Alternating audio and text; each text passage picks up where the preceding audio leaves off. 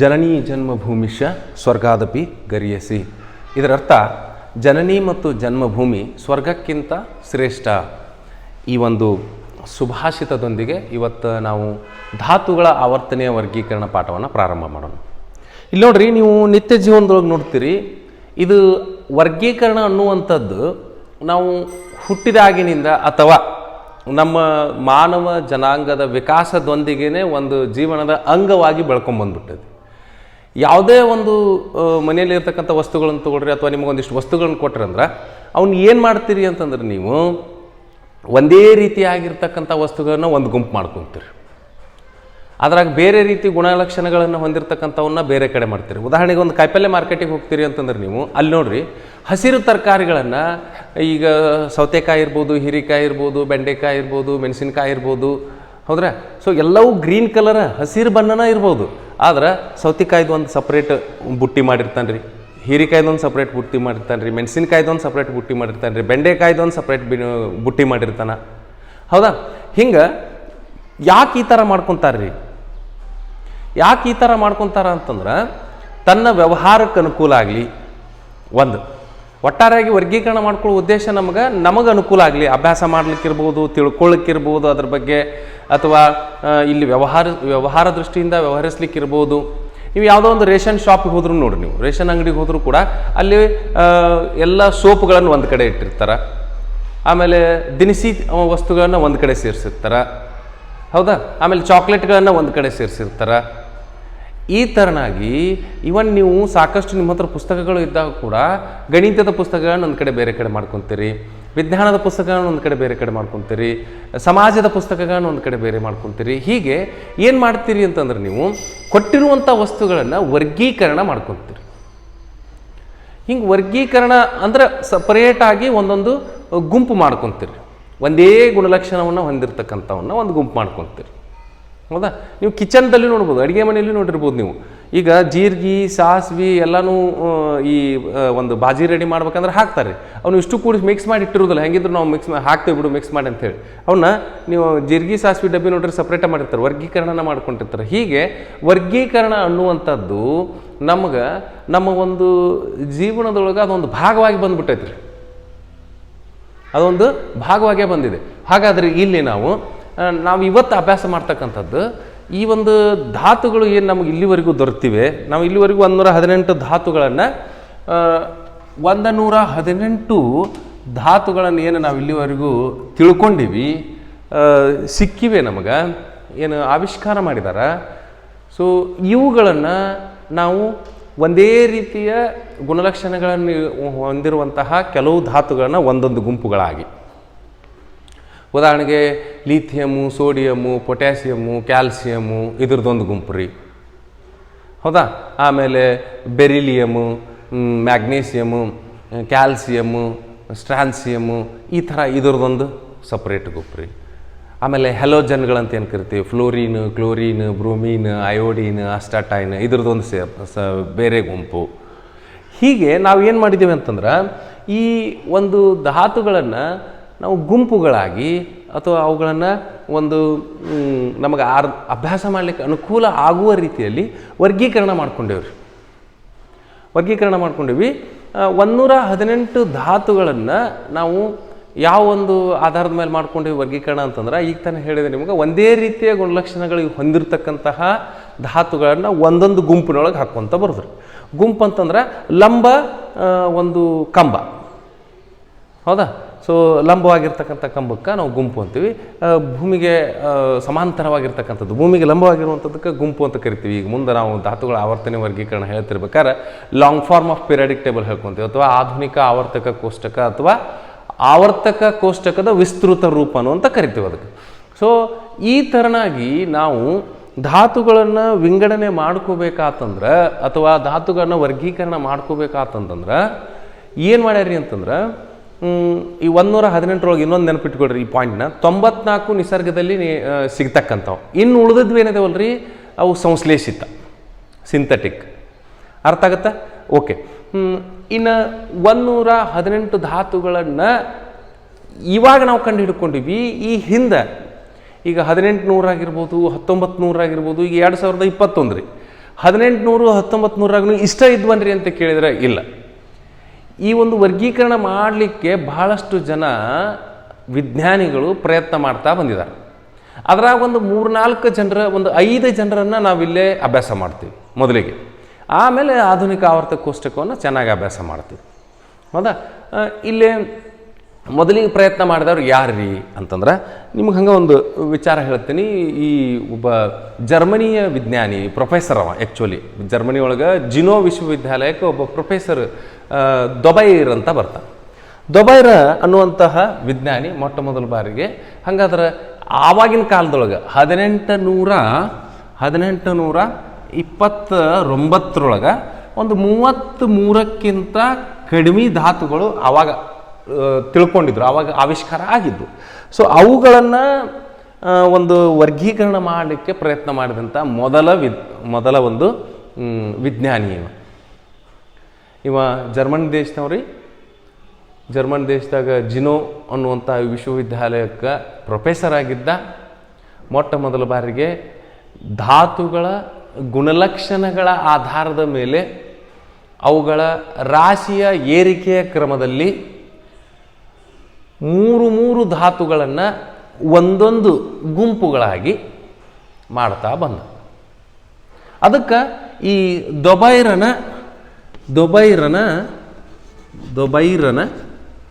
ತ್ರಿವಳಿ ನಿಯಮ ಅಂತ ಕರಿತೇವೆ ನಾವು. ಅದಕ್ಕೆ ದೊಬೈರನ ತ್ರಿವಳಿ ನಿಯಮ.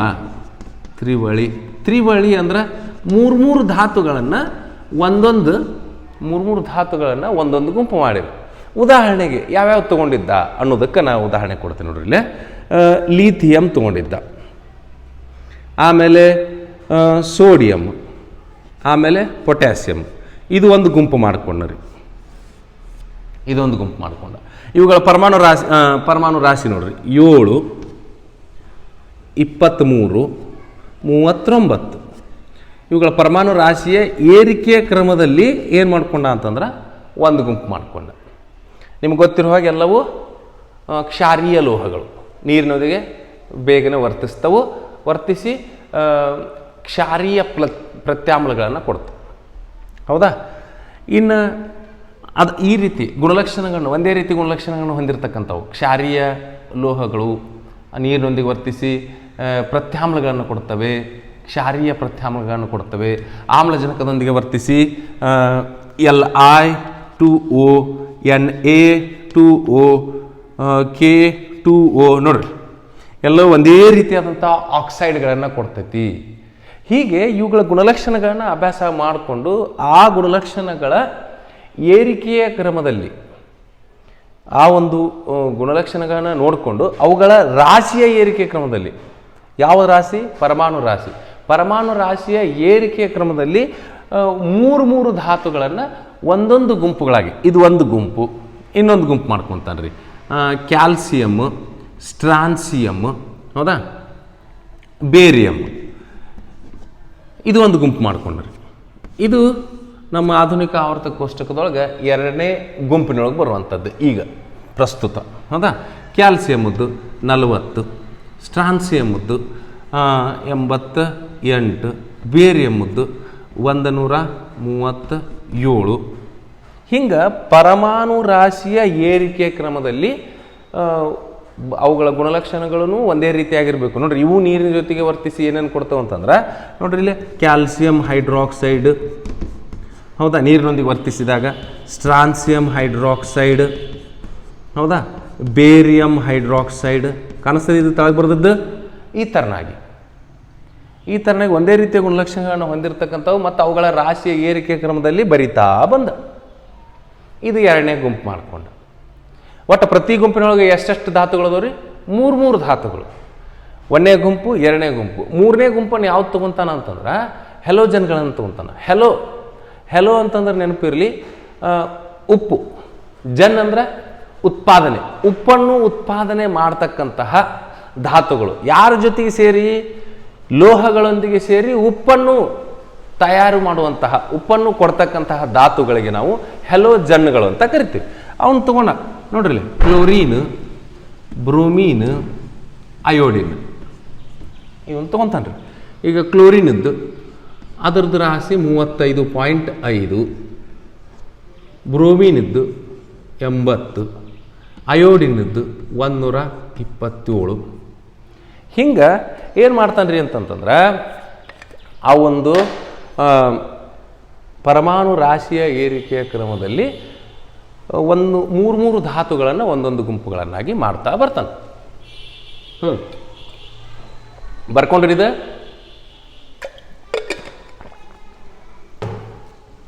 ಹೀಗೆ 3 ಗುಂಪುಗಳನ್ನು ಮಾಡಿದಾಗ ಇಲ್ಲಿ ನೋಡ್ರಿ ನಿಮಗೆ ಹೇಳ್ತೀನಿ, ಇವುಗಳ ರಾಸಾಯನಿಕ ಗುಣಲಕ್ಷಣಗಳನ್ನು ನೋಡ್ರಿ ನೀವು. ಎಲ್ಲವೂ ಲೋಹಗಳೊಂದಿಗೆ ಸೇರಿಕೊಂಡು ಉಪ್ಪನ್ನು ಕೊಡ್ತಕ್ಕಂಥವ ಹೆಲೋಜನ್ಗಳು ಅಂತ ಹೇಳಿದೆ. ಹೆಲೋ ಅಂತಂದ್ರೆ ಸಾಲ್ಟ್, ಹೌದಾ? ಜನ್ ಅಂದ್ರೆ ಜನರೇಷನ್, ಉತ್ಪತ್ತಿ ಮಾಡುವಂಥದ್ದು. ಆ ಒಂದು ಕ್ರಿಯೆಯನ್ನು ಇವು ಮಾಡ್ತಾವೆ. ಅದಲ್ಲದೆ ಇವುಗಳು ಈ ಹೈಡ್ರೋಜನ್ನೊಂದಿಗೆ ಸೇರಿಕೊಂಡು ಹೆಲೈಡ್ಸ್ ಅಂತ ಏನು ಕರಿತೀವಿ, ಹೈಡ್ರೋಜನ್ನೊಂದಿಗೆ ಸೇರಿಕೊಂಡು ನೋಡ್ರಿ, ಹೈಡ್ರೋಕ್ಲೋರಿಕ್ ಆಮ್ಲ, ಹೈಡ್ರೋಬ್ರೋಮಿಕ್ ಆಮ್ಲ, ಹೈಡ್ರೋಜನ್ ಅಯೋಡೈಡ್. ಸೊ ಇವೆಲ್ಲ ಆಮ್ಲಗಳನ್ನು ಕೊಡ್ತಕ್ಕಂಥವು. ಹೀಗೆ ಒಂದೇ ರೀತಿಯ ಗುಣಲಕ್ಷಣಗಳನ್ನು ಹೊಂದಿರತಕ್ಕಂತಹ ಮೂರು ಧಾತುಗಳನ್ನು ಅವುಗಳ ಪರಮಾಣು ರಾಶಿಯ ಏರಿಕೆಯ ಕ್ರಮದಲ್ಲಿ ಬರಿತಾ ಬಂದು 1 ಗುಂಪು, 2 ಗುಂಪು, 3 ಗುಂಪನ್ನು ಮಾತ್ರ ಮಾಡ್ಕೊಂಡ್ರಿ. ಆಮೇಲೆ ಇದ್ರಾಗ ಇನ್ನೊಂದು ವಿಶೇಷತೆ ಕಂಡುಕೊಂಡವ. ಏನು ವಿಶೇಷತೆ ಅಂತಂದ್ರೆ ಇದು ನೋಡ್ರಿ, ಇದು ಮೊದಲು ಫಾರ್ ಎಕ್ಸಾಂಪಲ್ ಇದು 1ನೇ ಧಾತು, ಇದು 3ನೇ ಧಾತು, ಇದು 3ನೇ ಧಾತು, 1 3 ಅಂತನ ಬರೆದು ಬಿಡ್ತೀನಿ. ಇದು 2ನೇ ಧಾತು, ಹೌದಾ? ಏನು ಹೇಳ್ತಾನಂತಂದ್ರೆ 1ನೇ ಧಾತು ಮತ್ತು 3ನೇ ಧಾತುವ ರಾಶಿಯನ್ನು ಕೂಡಲಾಗಿ ಮತ್ತು ಅವುಗಳನ್ನು 2ರಿಂದ ಭಾಗಿಸಲಾಗಿ ನಿಮಗೆ 2ನೇ ಧಾತುವಿನ ರಾಶಿಯು ನಿಮಗೆ ಸಿಗ್ತದೆ.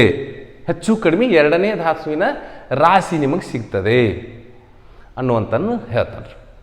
ಒಂದು ಎಕ್ಸಾಂಪಲ್ ನೋಡ್ಬಿಡೋಣ. ನೋಡ್ರಿ, 1ನೇದ್ದು 7 ಐತಿ, 3ನೇ ಧಾತುವಿನ ರಾಶಿ 39 ಐತಿ. ಅದನ್ನು 2ರಿಂದ ಭಾಗಿಸ್ರಿ, ಅಂದ್ರೆ ಸರಾಸರಿ ತೆಗ್ದಾನ. 2 ಕೂಡ್ಸನ 2ರಿಂದ ಭಾಗಿಸೋದು. ಇದಕ್ಕೆ ನೀವೇನಂತೀರಿ? ಅರ್ಥಮೆಟಿಕ್ ಮೀನ್ ಅಂತ ಕರಿತೀರಿ, ಹೌದಾ? ಸರಾಸರಿ, ಹೌದಾ? ಇಲ್ಲೇ ಇದು ಎಷ್ಟಾಗ್ತದ್ರಿ ನೋಡ್ರಿ, 9 7 16, 3 1 4, 46 ಡಿವೈಡೆಡ್ ಬೈ 2 ಎಷ್ಟು ಸಿಕ್ತು ನಿಮಗೆ? 23, ಹೌದಾ? ಕರೆಕ್ಟ್ ಹೇಳ್ಯಾನಲ್ರಿ? ಎಷ್ಟು ಚೆನ್ನಾಗಿ ಹೇಳ್ಯಾನ ನೋಡ್ರಿ. ಹಾಗಾದ್ರೆ ದೊಬೈರನ ತ್ರಿವಳಿ ನಿಯಮದೊಳಗೆ ಮಹತ್ವವಾದಂಥದ್ದು ಏನು ಅಂತಂದ್ರೆ, ಒಟ್ಟು 3 ಗುಂಪುಗಳನ್ನು ಮಾಡಿಕೊಂಡ 3 ಗುಂಪಿನಲ್ಲಿನೂ 3 ಧಾತುಗಳಿವೆ. 3 ಧಾತುಗಳು ಹೆಂಗದವು ಅಂತಂದ್ರೆ ಅವುಗಳ ಪರಮಾಣು ರಾಶಿಯ ಏರಿಕೆ ಕ್ರಮದಲ್ಲಿ ಅದಾವೆ. ಪರಮಾಣು ರಾಶಿಯ ಏರಿಕೆ ಕ್ರಮದಲ್ಲಿ ಇದ್ದುದು ಅಲ್ಲದೆ 1 ಮತ್ತು 3ನೇ ಒಂದು ಗುಂಪಿನಲ್ಲಿ 1 ಮತ್ತು 3ನೇ ಧಾತುವಿನ ಸರಾಸರಿಯು, 3ನೇ ಧಾತುವಿನ ಪರಮಾಣು ರಾಶಿಯ ಸರಾಸರಿಯು 2ನೇ ಧಾತುವಿನ ಪರಮಾಣು ರಾಶಿಗೆ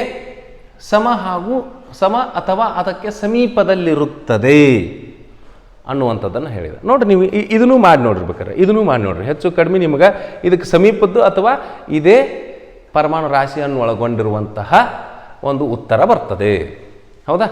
ಸರಿ, ಹಂಗಾದ್ರೆ ಇವು ಎಷ್ಟು ಚೆನ್ನಾಗಿ ಹೇಳಿದ್ನಲ್ರಿ ಸರ್ ಅಂತ ನೀವು ಅನ್ಕೋಬೋದು. ಹೌದ್ರಿ, ಭಾಳ ಕೆಲಸ ಮಾಡ್ಯಾನ್ರಿ, ಭಾಳ ಚೆನ್ನಾಗಿ ಹೇಳ್ಯಾನ. ಹೀಗಾಗಿ ಇದಕ್ಕೆ ಆವಾಗಿನ ಟೈಮ್ದೊಳಗೆ ಇಂಗ್ಲೆಂಡ್ದೊಳಗೆ ರಾಯಲ್ ಸೊಸೈಟಿ ಆಫ್ ಸೈನ್ಸ್ ಅಂತ ಏನೈತಿ, ರಾಯಲ್ ಸೊಸೈಟಿ ಆಫ್ ಸೈನ್ಸ್, ಆವಾಗ ಒಂದು ಇವನಿಗೆ ಅವಾರ್ಡ್ ಕೊಡ್ತೀರಿ. ನೊಬೆಲ್ ಪ್ರೈಸ್ ಕೊಡಲಿಲ್ಲ ಆವಾಗ, ಆದ್ರೆ ನೊಬೆಲ್ ಪ್ರೈಸ್ಗೆ ಈಕ್ವಲ್ ಆಗಿರುವಂತಹ ಪ್ರೈಸ್ ಅದು ಆವಾಗ. ಏನ್ರಿ, England royal society of science ಕೊಟ್ಟಿರ್ತಕ್ಕಂಥ ಅವಾರ್ಡ್. ಸೊ ಅದನ್ನು ಇವನಿಗೆ ಅವಾಗ ಕೊಡಲಾಯ್ತು ಈ ಒಂದು ಕೆಲಸ ಮಾಡಿದ್ದಕ್ಕೆ. ನಿಮ್ಗೆ ನೆನಪಿರಲಿ, ಇವ್ನು ನಾವು ಎದಕ್ಕೆ ನೆನಪಿಡ್ಬೇಕಂದ್ರೆ, ಇವ ಯಾವಾಗಲೂ ದುಬೈರನ ತ್ರಿವಳಿ ನಿಯಮ ಮೊಟ್ಟ ಮೊದಲ ಬಾರಿಗೆ ಒಂದು ಧಾತುಗಳನ್ನು ವರ್ಗೀಕರಣ ಮಾಡಾಕ ಒಂದು ಪ್ಲಾಟ್ಫಾರ್ಮ್ ರೆಡಿ ಮಾಡಿಕೊಟ್ಟ, ಒಂದು ವಿಚಾರಗಳನ್ನು ನಮಗೆ ಕೊಟ್ಟ. ಏನು? ಪರಮಾಣು ರಾಶಿಯ ಏರಿಕೆಯ ಕ್ರಮದಲ್ಲಿ ಬರಿತಾ ಹೋಗ್ರಿ, ಹೌದಾ? ಆಮೇಲೆ ಗುಣಲಕ್ಷಣಗಳನ್ನು ಸೇಮ್ ಆಗಿರುವಂಥ ಒಂದೇ ಕಡೆ ಸೇರಿಸ್ರಿ. ಇಂಥ ಒಂದಿಷ್ಟು ವಿಚಾರಗಳನ್ನು ತನ್ನ ಒಂದು ವರ್ಗೀಕರಣದಲ್ಲಿ ತೋರಿಸಿಕೊಟ್ಟ. ಇದು ಮುಂದಿನ ವಿಜ್ಞಾನಿಗಳಿಗೆ ಒಂದು ಥರ ಹಿಂಟ್ ಆದಂಗೆ ಆಗ್ತದೆ, ಐಡಿಯಾ ಸಿಕ್ಕಂಗೆ ಆತ್ರಿ ಅವ್ರಿಗೆ. ಹೀಗಾಗಿ ನಾವು ಇವನ್ನ ನೆಗ್ಲೆಕ್ಟ್ ಮಾಡುವಂಗಿಲ್ಲ, ಇವನ್ನ ನಾವು ಅಲ್ಲಗಳೆಯುವಂಗೆ ಇಲ್ಲ, ಡಿನೈ ಮಾಡುವಂಗಿಲ್ಲ. ನಾವು ಇವನ್ನೇನು ಮಾಡಬೇಕು, ನೆನಪಿಟ್ಕೊಳ್ಳಬೇಕು. ಇವತ್ತಿಗೆ ನೀವು ಹಿಂಗೆ ಲೈಟರ್ ಯೂಸ್ ಮಾಡ್ತೀರಿ, ದುಬೈರನ ಲ್ಯಾಂಪ್ ಅಂತಲೇ ಕರಿತೇವೆ ಅದಕ್ಕೆ. ಅದು ಒಂದಕ್ಕೆ ಮತ್ತು ತ್ರಿವಳಿ ನಿಯಮಕ್ಕೆ ಇವನ ಹೆಸರುವಾಸಿ. ಮೊಟ್ಟ ಮೊದಲ ಬಾರಿಗೆ ಲೈಟರನ್ನು ತಯಾರು ಮಾಡಿದವ್ರು ಇವ. ಹೌದಾ? ಲ್ಯಾಂಪು, ದ್ವೀಪ, ದುಬೈರನ ದ್ವೀಪ ಅಲ್ಲ, ದೀಪ ಅಂತ ಕರಿತೀವಿ. ಸರಿ, ಹಂಗಾದ್ರೆ ಮತ್ತು ಇಷ್ಟೆಲ್ಲ ಚೆನ್ನಾಗಿ ಮಾಡಿದ್ರಿ. ಇವಾಗ ಆಗಿನ ಸಮಯದೊಳಗೆ 33ಕ್ಕಿಂತ ಕಡಿಮೆ ಧಾತುಗಳು 1829ರಾಗ, ಮುಂದೆ 1849ರಾಗ ಇವ ಕಾಲವಾಗ್ತಾನೆ, ತೀರಿ ಹೋಗ್ತಾನೆ. ಆದ್ರೆ 1829ರೊಳಗೆ ಈ ಒಂದು ನಿಯಮವನ್ನು ನಮಗೆ ಕೊಡ್ತಾನೆ. ಒಳ್ಳೆಯ ಪ್ರಯತ್ನ ಮಾಡ್ಯಾನ. ಹೌದಾ? ಮತ್ತು ಅವನಿಗೆ ಕ್ರೆಡಿಟ್ ಕೊಡಬೇಕು ನಾವು. ನೋಡ್ರಿ, ಆಗಿನ ಕಾಲದೊಳಗೆ ಈ ಥರನಾಗಿ ಒಂದು ವಿಚಾರ ಮಾಡಿಕೊಂಡು ಅವುಗಳ ಗುಣಲಕ್ಷಣಗಳ ಆಧಾರದ ಮೇಲೆ ಏನು ಮಾಡಿ ಕೊಟ್ಟ ಅಂತಂದ್ರೆ ನಮ್ಗೆ 3 ಗುಂಪನ್ನು ಕೊಟ್ಟ. ಅಟ್ಲೀಸ್ಟ್ 9 ಆದರೂ ಧಾತುಗಳನ್ನು ನಮಗೆ ಈ ಥರ 9 ಧಾತುಗಳನ್ನಾದರೂ ಈ ಥರ ವರ್ಗೀಕರಣ ಮಾಡ್ಬೋದು ಅನ್ನುವಂಥದ್ದನ್ನು ನಮ್ಗೆ ತಿಳಿಸ್ಕೊಟ್ಟ. ಹೌದ್ರೆ? ಆದ್ರೆ ಮತ್ತು ಇದನ್ನು ನಾವು ಇವತ್ತು ಇದನ್ನು ಯಾಕೆ ಬಳಸ್ತಾ ಇಲ್ರಿ ಅಂತಂದ್ರೆ 9ಕ್ಕಿಂತ ಹೆಚ್ಚಿನ ಧಾತುಗಳನ್ನ ಈ ಪದ್ಧತಿಯಲ್ಲಿ ವರ್ಗೀಕರಣ ಮಾಡೋಕ್ಕೆ ಆಗಲಿಲ್ಲ. 1ನೇ ಇತಿಮಿತಿ ಅಂತ ಬರ್ಕೋರ್ಬೇಕಾರೆ ಈ ಒಂದು 9ಕ್ಕಿಂತ ಹೆಚ್ಚಿನ ಧಾತುಗಳನ್ನು ನಾವು ಈ ಪದ್ಧತಿಯೊಳಗೆ ಅಂದ್ರೆ ಪರಮಾಣು ರಾಶಿಯ ಏರಿಕೆಯ ಕ್ರಮದಲ್ಲಿ ಬರೀತಕ್ಕಂಥದ್ದು ಒಂದು.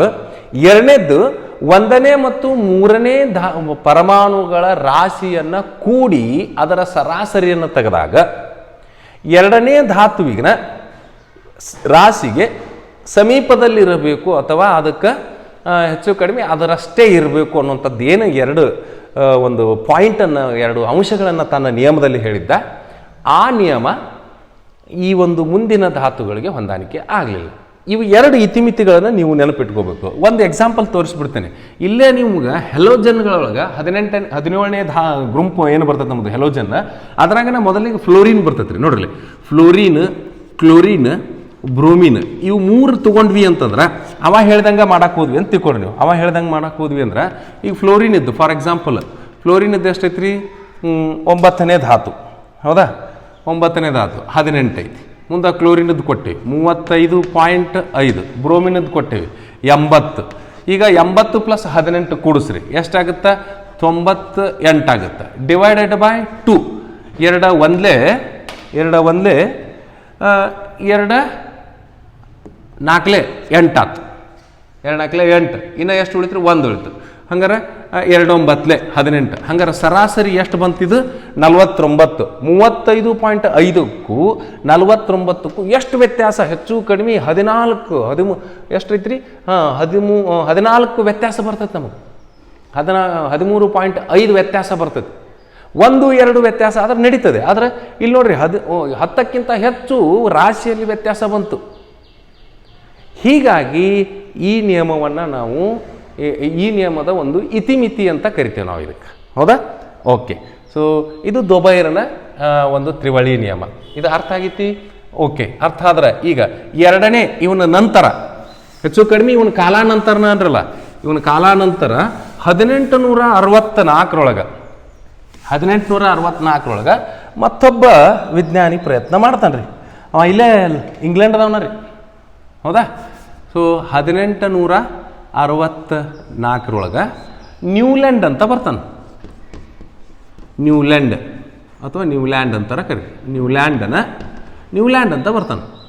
ಇವ ಸಂಗೀತ ಪ್ರಿಯ ರೀ. ಸಂಗೀತದ ಬಗ್ಗೆ ಸ್ವಲ್ಪ ಹೆಚ್ಚು ತಿಳ್ಕೊಂಡವ. ಇವ ಏನು ಮಾಡ್ತಾನ ಅಂತಂದ್ರೆ ಆಗಿನ ಟೈಮಕ್ಕೆ ಇವನ ಸಮಯದೊಳಗೆ ಒಂದು 56 ಧಾತುಗಳು ಆವಿಷ್ಕಾರ ಆಗಿದ್ದು ತಿಳಿದಿದ್ವು ಆಲೆ ಜಗತ್ತಿಗೆ. ಇವುಗಳನ್ನು ತಾನು ಒಬ್ಬ ಸಂಗೀತ ಪ್ರಿಯ, ತಾನು ಒಂದು ಯಾವುದ್ರ ಬಗ್ಗೆ ಹೆಚ್ಚು ಇಷ್ಟ ಇರ್ತೈತಿ ಮನುಷ್ಯಾಗ, ಅದಕ್ಕೆ ಬೇರೆ ವಸ್ತುಗಳನ್ನ ಹೋಲಿಕೆ ಮಾಡುವಂಥ ಒಂದು ಸ್ವಭಾವ ಮನುಷ್ಯಂದು. ಹೀಗಾಗಿ ಸಂಗೀತದೊಳಗೆ 7 ಸ್ವರಗಳದಾವು. ಹೌದಾ? ಸ ರೇ ಗ ಮ ಪ ದ ನೀ ಸ. ಹೌದಾ? ಮತ್ತೆ ಹೊಳ್ಳಿ 8ನೇದು ಯಾವ್ದು ಬಂತು ರೀ? ಸನ ಬಂತು. ಅವ ಏನು ಮಾಡಿದ ಅಂತಂದ್ರೆ ನ್ಯೂಲ್ಯಾಂಡ್ ಈ ಒಂದು ಯಾವುದಪ್ಪ ಅಂತಂದರೆ ಸಂಗೀತದ ಸಪ್ತ ಸ್ವರಗಳು ಏನದವು ಇವುಗಳಿಗೆ ಆಗಿನ ಧಾತುಗಳನ್ನು ಹೋಲಿಸಿದ. ಅದು ಹೆಂಗೆ ಹೇಳಿದ ಅಂತಂದ್ರೆ, ನೀವು ಧಾತುಗಳ ಪರಮಾಣು ರಾಶಿಯ ಅನುಗುಣವಾಗಿ ಏರಿಕೆಯ ಕ್ರಮದಲ್ಲಿ ಹೆಂಗೆ ಬರಿತಾ ಬರ್ರಿ, ಹಿಂಗೆ ಅಡ್ಡ ಸಾಲಿನೊಳಗೆ ಬರಿತಾ ಬರ್ರಿ. ಉದಾಹರಣೆ ಇಲ್ಲಿ ನೋಡ್ರಿ, ನಾ ಆಲ್ರೆಡಿ ಒಂದು ಬರೆದು ರೆಡಿ ಇಟ್ಟೀನಿ, ಅಂತ ತೋರಿಸ್ತೀನಿ ನಿಮ್ಗೆ. ಇಲ್ಲಿ ನೋಡ್ರಿ ಹೆಂಗೆ ಮಾಡ್ಯಾನ್ರಿ ಅಂತಂದ್ರೆ ಸ ರೇ ಗ ಮ ಪ ಧ ನಿ. ಹೈಡ್ರೋಜನ್ನು, ಲೀಥಿಯಮು, ಹೀಲಿಯಂ ಬಿಟ್ಟೈತಿ. ಯಾಕಂದ್ರೆ ಆಗಿನ ಕಾಲದೊಳಗೆ ಇನ್ನೂ ಏನು ಆವಿಷ್ಕಾರ ಆಗಿದ್ದಿಲ್ರಿ, ನಮ್ಮ ಜಡ ಅನಿಲಗಳು ಅಥವಾ ರಾಜ ಅನಿಲಗಳು ಅವು ಆವಿಷ್ಕಾರ ಆಗಿದ್ದಿಲ್ಲ. ಮುಂದೆ ನ್ಯೂಲ್ಯಾಂಡ್ ಮೆಂಡಲಿವನ್ ನಂತರ ಆವಿಷ್ಕಾರ ಆಗ್ತವು. ವಿಲಿಯಂ ರಾಮ್ಸೆ ಅನ್ನುವಂಥವ್ರು, ನೆನಪಿಟ್ಕೊಡ್ರಿ, ನಿಮ್ಗೆ ಯಾವಾಗಾದರೂ ಇದನ್ನು ಕಾಂಪಿಟೇಟಿವ್ ಎಕ್ಸಾಮ್ದಾಗ ಕೇಳ್ಬೋದು. ವಿಲಿಯಂ ರಾಮ್ಸೆ ಅಂತಕ್ಕಂಥವ್ರು, RAMSAY, ವಿಲಿಯಂ ರಾಮ್ಸೆ ಅನ್ನುವಂಥವ್ರು 5 helium, neon, argon, krypton, xenon 5 ಜಡ ಅನಿಲಗಳನ್ನ ಕಂಡು ಹಿಡಿದಕ್ಕೆ ಒಂದು 100 ವರ್ಷಗಳ ಹಿಂದನ ಅವ್ರಿಗೆ ನೋಬೆಲ್ ಪ್ರಶಸ್ತಿ ಸಿಕ್ತು. ಆಯ್ತಾ? ಓಕೆ, ಇದು ಒಂದು ಸ್ವಲ್ಪ ನಮಗೆ, ಯಾಕಂದ್ರೆ ಜಡ ಅನಿಲಗಳು ಬರ್ತಾವು ಈ ಒಂದು ಪಾಠದೊಳಗೆ, ಅದಕ್ಕೊಂದು ಸ್ವಲ್ಪ ಅದನ್ನು ಕಂಡು ಹಿಡುವಂಥ ವಿಜ್ಞಾನಿ ಒಂದು ಪರಿಚಯ ನಮಗೆ ಬೇಕು. ಆಯ್ತಾ? ಇಲ್ಲಿ ನೋಡ್ರಿ, ಹೈಡ್ರೋಜನ್ನು, ಹೀಲಿಯಮ್ಮು ಜಗ ಬಿಟ್ಟಿಲ್ಲ, ಲೀಥಿಯಮು, beryllium, boron, carbon, nitrogen, oxygen, ಮುಂದೆ ಫ್ಲೋರಿನ್ ಆದಮೇಲೆ ನಿಯಾನ್. ಆವಾಗ ನಾ ಹೇಳಿದೆ, ಇನ್ನು ಆವಾಗಿನ ಟೈಮ್ ಒಳಗೆ ಏನು ಆವಿಷ್ಕಾರ ಆಗಿದ್ದಿಲ್ಲ, ನಮ್ಮ ಜಡ ಅನಿಲಗಳು, ರಾಜ ಅನಿಲಗಳು, ಇನರ್ಟ್ ಗ್ಯಾಸಸ್ ಏನಂತೀವಿ ಅವಾಗಿನ್ನ ಆವಿಷ್ಕಾರ ಆಗಿದ್ದಿಲ್ಲ, ಅವಾಗಿನ್ನ ಪತ್ತೆ ಮಾಡಿದ್ದಿಲ್ಲ. ಯಾಕಂದ್ರೆ ಅವು ರೇರ್ ಗ್ಯಾಸಸ್ ರೀ, ಹೌದಾ? ಭಾಳ ರೇರ್ ಗ್ಯಾಸಸ್, ಅಪರೂಪದ ಅನಿಲಗಳು ಅಂತ ಕರಿತೀವಿ. ಆದರೂ ಕೂಡ ನಾವು ಅವನ್ನ ಬಳಕೆ ಮಾಡ್ಕೊತೀವಿ. ನಿಮ್ಗೆ ಗೊತ್ತಿರ್ಬೋದು, ಈಗ ಈ ದೊಡ್ಡ ದೊಡ್ಡ ಸಿಟಿ ಒಳಗೆ ನಿಯಾನ್ ಬೋರ್ಡ್ ಮಾಡಿರ್ತಾರೆ. ನಿಯಾನ್ ಬೋರ್ಡ್ ಅಂದ್ರೆ ಎಷ್ಟು ದೂರ ಇದ್ರೂ ಅದು ಭಗ್ಗಂತ ಹೊಳಿತಿರ್ತೈತೆ ರೀ. ಈ ನೆಸ್ ಕೆಫೆ ಅಂತ ಬರೆದಿರ್ತಾರ, ಅವು ಅಲ್ಲಿ ಬರೆದಿರ್ತಕ್ಕಂಥದ್ದಕ್ಕೆ ಅಲ್ಲಿ ಗ್ಯಾಸ್ ಯಾವ್ದು ಯೂಸ್ ಮಾಡಿರ್ತಾರೆ ಅಂದ್ರೆ ನಿಯಾನ್ ಗ್ಯಾಸು. ಆಮೇಲೆ ಮೊದಲೇಕೆಲ್ಲ ತಾಪದೀಪ್ತ ಬಲ್ಬ್ ಒಳಗೆ ನಾವು ಆರ್ಗಾನನ್ನು ಬಳಸ್ತಿದ್ವಿ, ನಿಮ್ಗೆ ಗೊತ್ತಿರಲಿ. ಯಾಕಂದ್ರೆ ಒಂದು ಇನರ್ಟ್ ಅನಿಲ ಆಗಿರುವಂಥ ಅಥವಾ ಜಡ ಅನಿಲ ಆಗಿರೋದ್ರಿಂದ ಅಲ್ಲಿ ಟಂಗ್ಸ್ಟನ್ ತಂತಿ ಹೆಚ್ಚು ಕಾದರೂ ಕೂಡ ಅಲ್ಲಿ ಆ ಒಂದು ಉಷ್ಣತೆಗೆ ಇದು ವರ್ತಿಸಲಾರದೆ ಅಲ್ಲಿ ಬೆಂಕಿ ಹೊತ್ತುಕೊಳ್ಳಾರ್ದಂಗೆ ನೋಡ್ಕೊಂತಿತ್ತು ಅನ್ನೋದಕ್ಕೆ. ಅದಕ್ಕೆ ಹಿಂಗೆ ನಾವು ಮತ್ತು ಹೀಲಿಯಮ್, ನಿಯಾನನ್ನು ಲೇಸರ್ ಒಂದು ತಯಾರಿಕೆಯಲ್ಲಿ, ಲೇಸರ್ ಶಸ್ತ್ರಚಿಕಿತ್ಸೆಯಲ್ಲಿ ನಾವು ಬಳಕೆ ಮಾಡ್ಕೊತೀವಿ. ಉಪಯೋಗ ಇಲ್ಲ ಅಂತಲ್ಲ ಅವುಗಳದ್ದು, ಹೌದಾ? ಅವುಗಳದ್ದು ಉಪಯೋಗ ಐತಿ. ನೋಡ್ರಿ, ಹೈಡ್ರೋಜನ್ನು, ಲೀಥಿಯಮು, ಬೆರಿಲಿಯಮು, ಬೋರಾನು, ಕಾರ್ಬನು, ನೈಟ್ರೋಜನ್, ಆಕ್ಸಿಜನ್ ಇವಳಾದ್ವಾ 8ನೇದ್ದು. ಮತ್ತೆ ಹೇಳಿ ನೋಡ್ರಿ, ಫ್ಲೋರಿನ್ ಎದ್ರ ತಳಗ ಬಂತು? ಹೈಡ್ರೋಜನ್ ತಳಗ ಬಂತು, ಹೌದಾ? Fluorine, sodium, magnesium, aluminium, silicon, phosphorus, sulphur, chlorine argon ಬಿಟ್ಟೈತಿ ಹೇಳೇನಿ. ಆಮೇಲೆ ಪೊಟ್ಯಾಸಿಯಮ್ಮು, ಕ್ಯಾಲ್ಸಿಯಂ. ಮುಂದೆ chromium, titanium, manganese, ferrum, nickel, copper, zinc, ytterbium, indium, arsenic, selenium, bromine, rubidium, strontium, ಇಲ್ಲೇ ಮತ್ತೇನ್ರಿ ಇದು ಸೀಸಿಯಮ್ಮು, ಲ್ಯಾಂಥನಮ್ಮು, ಜಿರ್ಕೋನಿಯಮ್. ಹೀಗೆ ಅವನ ಕಾಲದೊಳಗಿರುವಂಥ 56 ಧಾತುಗಳನ್ನ ತನಗೆ ತಿಳಿದಂಗೆ ಯಾವ ರೀತಿ ಮಾಡಿದೆ ಅಂತಂದ್ರೆ ಅವುಗಳ ಪರಮಾಣು ರಾಶಿಯ ಏರಿಕೆಯ ಕ್ರಮದಲ್ಲಿ ಬರಿತಾ ಹೋಗಿ 8ನೇ ಧಾತು ಮತ್ತು ಹೊಳ್ಳಿ 1ನೇ ಧಾತುವಿನ ತಳಗ ಬರ್ದಾರೆ, ಹೌದಾ? ಯಾವ ಥರನಾಗ ಮಾಡಿದ ಅಂತಂದ್ರೆ ಪರಮಾಣು ರಾಶಿಯ ಏರಿಕೆಯ ಕ್ರಮದಲ್ಲಿ ಬರಿತಾ ಹೋದ 7 ಧಾತುಗಳನ್ನು ಬರದ. ನೋಡ್ರಿ, hydrogen, lithium, beryllium, boron, carbon, nitrogen, oxygen ಮತ್ತು ಹೊಳ್ಳಿ ಫ್ಲೋರಿನ್ ಎದ್ರ ತಳಗ ತಂದ? ಹೈಡ್ರೋಜನ್ ತಳಗ ತಂದ. ಏನು ಹೇಳ್ತಾನ ಇವ? ಪ್ರತಿ 8ನೇ ಧಾತುವು ನೀವು ಧಾತುಗಳನ್ನು ಅವುಗಳ ಪರಮಾಣು ರಾಶಿಯ ಏರಿಕೆಯ ಕ್ರಮದಲ್ಲಿ ಬರಿತಾ ಹೋದಾಗ ಪ್ರತಿ 8ನೇ ಧಾತುವು ಅದರ ರಿಸ್ಪೆಕ್ಟಿವ್ ಫಸ್ಟ್ ಎಲಿಮೆಂಟ್ ಅಂದ್ರೆ ಅದರ ಅನುಕ್ರಮ ಮೊದಲನೇ ಧಾತುವಿನ ಗುಣಲಕ್ಷಣವನ್ನು ಹೋಲುತ್ತದೆ ಅಂತ ಹೇಳಿದೆ. ಅದ್ರ ಪ್ರಕಾರ ಫಾರ್ ಎಕ್ಸಾಂಪಲ್ ಈಗ ಲೀಥಿಯಂ 1ನೇ ಧಾತು ಅಂತ ತಗೊಂಡ್ರೆ 1, 2, 3, 4, 5, 6, 7, 8 ಸೋಡಿಯಂ ಲೀಥಿಯಮದ ಗುಣಲಕ್ಷಣವನ್ನು ಹೊಂದಿದೆ ಅಂತ. ಅಥವಾ ಮ್ಯಾಗ್ನೀಸಿಯಂ ನೀವು 8ನೇದು ಅಂತ ತಗೊಂಡ್ರೆ 8, 7, 6, 5, 4, 3, 2, 1 ಬೆರಿಲಿಯಂ 1ನೇ ಧಾತುವನ್ನು ಅಥವಾ ಬೆರಿಲಿಯಂ ಮ್ಯಾಗ್ನೀಸಿಯಮನ ಗುಣವನ್ನು ಹೊಂದಿದೆ ಅನ್ನುವಂಥದ್ದನ್ನು ಹೇಳಿದೆ. ಹೀಗೆ ಇವ ಪ್ರತಿ 8ನೇ ಧಾತುವು ಮೊದಲನೇ ಧಾತುವಿನ ಗುಣಲಕ್ಷಣವನ್ನು ಹೋಲುತ್ತದೆ ನೀವು ಅವುಗಳ ಪರಮಾಣು ರಾಶಿಯ ಏರಿಕೆಯ ಕ್ರಮದಲ್ಲಿ ಬರಿತಾ ಹೋದಾಗ ಅಂತ ಏನು ಹೇಳಿದ. ಆ ಒಂದು ಉದ್ದೇಶದಿಂದಾಗಿ ಇವನ ನಿಯಮಕ್ಕೆ ನಾವು ಏನಂತ ಕರೆದ್ವಿ ಅಂದ್ರೆ ನ್ಯೂಲ್ಯಾಂಡನ ಆಕ್ಟೇವ್, ನ್ಯೂಲ್ಯಾಂಡನ ಅಷ್ಟಕ ನಿಯಮ, ನ್ಯೂಲ್ಯಾಂಡನ ಅಷ್ಟಕ ನಿಯಮ ಅಂತ ಕರೆದ್ವಿ. ಈ ಅಷ್ಟಕ ನಿಯಮ ಐತೆ ನೋಡ್ರಿ, ಅಷ್ಟಕ ನಿಯಮ ಎಲ್ಲಿವರೆಗೂ ಫಾಲೋ ಆಯ್ತು, ಎಲ್ಲಿವರೆಗೂ ಇದು ನಮಗೆ ಅದನ್ನು ಪಾಲಿಸಿತ್ತು ಅಂತಂದ್ರೆ ಕ್ಯಾಲ್ಸಿಯಂ ಅವ್ರಿಗೆ ಮಾತ್ರ ಪಾಲಿಸ್ತು, 20ನೇ ಧಾತುವಿನವರೆಗೆ ಮಾತ್ರ ಪಾಲಿಸ್ತು, 40 ಪರಮಾಣು ರಾಶಿಯನ್ನು ಹೊಂದಿದವರಿಗೆ ಮಾತ್ರ ಪಾಲಿಸ್ತು. ಮುಂದೆ ಬೇಕಾದ್ರೆ ನೀವು ಕಂಪೇರ್ ಮಾಡಿ ನೋಡ್ಬೋದಿಲ್ಲ ನೀವು, ಲೀಥಿಯಮು, ಸೋಡಿಯಮು, ಪೊಟ್ಯಾಷಿಯಮ್ ಇವತ್ತಿಗೂ ಕೂಡ ನಾವು ಹೊಸ ಏನು ಆವರ್ತಕ ಕೋಷ್ಟಕವನ್ನು ನೋಡ್ತೀವಿ, ಅದರಲ್ಲಿ ನೀವು ಇವೆಲ್ಲ ಒಂದೇ ಗುಂಪಿನಲ್ಲೇ ಬಂದು. ಹೈಡ್ರೋಜನ್ ಬಿಡ್ರಿ, ಇವತ್ತಿಗೂ ನಮ್ಗೆ ಅದ್ರ ಬಗ್ಗೆ ಏನಿದೆ ಅಂತಂದ್ರೆ ಅದು ಸಂಪೂರ್ಣ ಮಾಹಿತಿನೇ ಇಲ್ಲ, ಮತ್ತು ಒಂದೇ ಗುಂಪಿನೊಳಗೆ ಇಡ್ತೀವಿ. ಫ್ಲೋರಿನ್, ಕ್ಲೋರಿನ್ ನೋಡ್ರಿ 17ನೇ ಗುಂಪಿನೊಳಗೆ ಇಡ್ತೀವಿ. ಆಮೇಲೆ ಬೆರಿಲಿಯಮ್, ಮ್ಯಾಗ್ನೇಸಿಯಮ್, ಕ್ಯಾಲ್ಸಿಯಂ ನೋಡ್ರಿ ಇದನ್ನು 2ನೇ ಗುಂಪಿನೊಳಗೆ ಇಡ್ತೀವಿ. ಸೊ ಹಿಂಗೆ ಏನಾಗಿದೆ ಅಂತಂದ್ರೆ ಬೋರಾನು, ಅಲ್ಯೂಮಿನಿಯಮ್ ನೋಡ್ರಿ, ಆಮೇಲೆ ಕಾರ್ಬನ್, ಸಿಲಿಕಾನ್ ನೋಡ್ರಿ, ನೈಟ್ರೋಜನ್, ಫಾಸ್ಫರಸ್ ನೋಡ್ರಿ, ಆಕ್ಸಿಜನ್, ಸಲ್ಫರ್ ನೋಡ್ರಿ, ಭಾಳ ಒಳ್ಳೆ ಕೆಲಸ ಮಾಡಿದಾನೆ ರೀ. ಇವತ್ತಿಗೂ ನಮ್ಮ ಒಂದು ಹೊಸ ಆವರ್ತಕ ಕೋಷ್ಟಕವನ್ನು ನೋಡಲಾಗಿ ಅಲ್ಲಿ ಕೆಲವೊಂದಿಷ್ಟು ಇದರಲ್ಲಿರುವಂತಹ ಏನು ನಾವು ಗುಂಪಿನಲ್ಲಿ 2 ಅಥವಾ 3 ಧಾತುಗಳನ್ನು ನಾವು ಇಲ್ಲಿ ನೋಡ್ತೀವಿ, ಅಲ್ಲಿಯೂ ಕೂಡ ಸೇಮ್ ಇದ್ದದ್ದನ್ನು ಕಾಣ್ತೀವಿ. ಹೌದಾ? ಹೀಗೆ ಒಳ್ಳೆ ಕೆಲಸ ಮಾಡೋಣ. ಆದ್ರೆ ಇದು ಎಲ್ಲಿವರೆಗೆ ಇವನ ಒಂದು ಅಷ್ಟಕ ನಿಯಮ ಪಾಲನೆ ಆಯಿತು ಅಂತಂದ್ರೆ ಕ್ಯಾಲ್ಸಿಯಂ ಅವ್ರಿಗೆ ಮಾತ್ರ ಪಾಲನೆ ಆಯಿತು.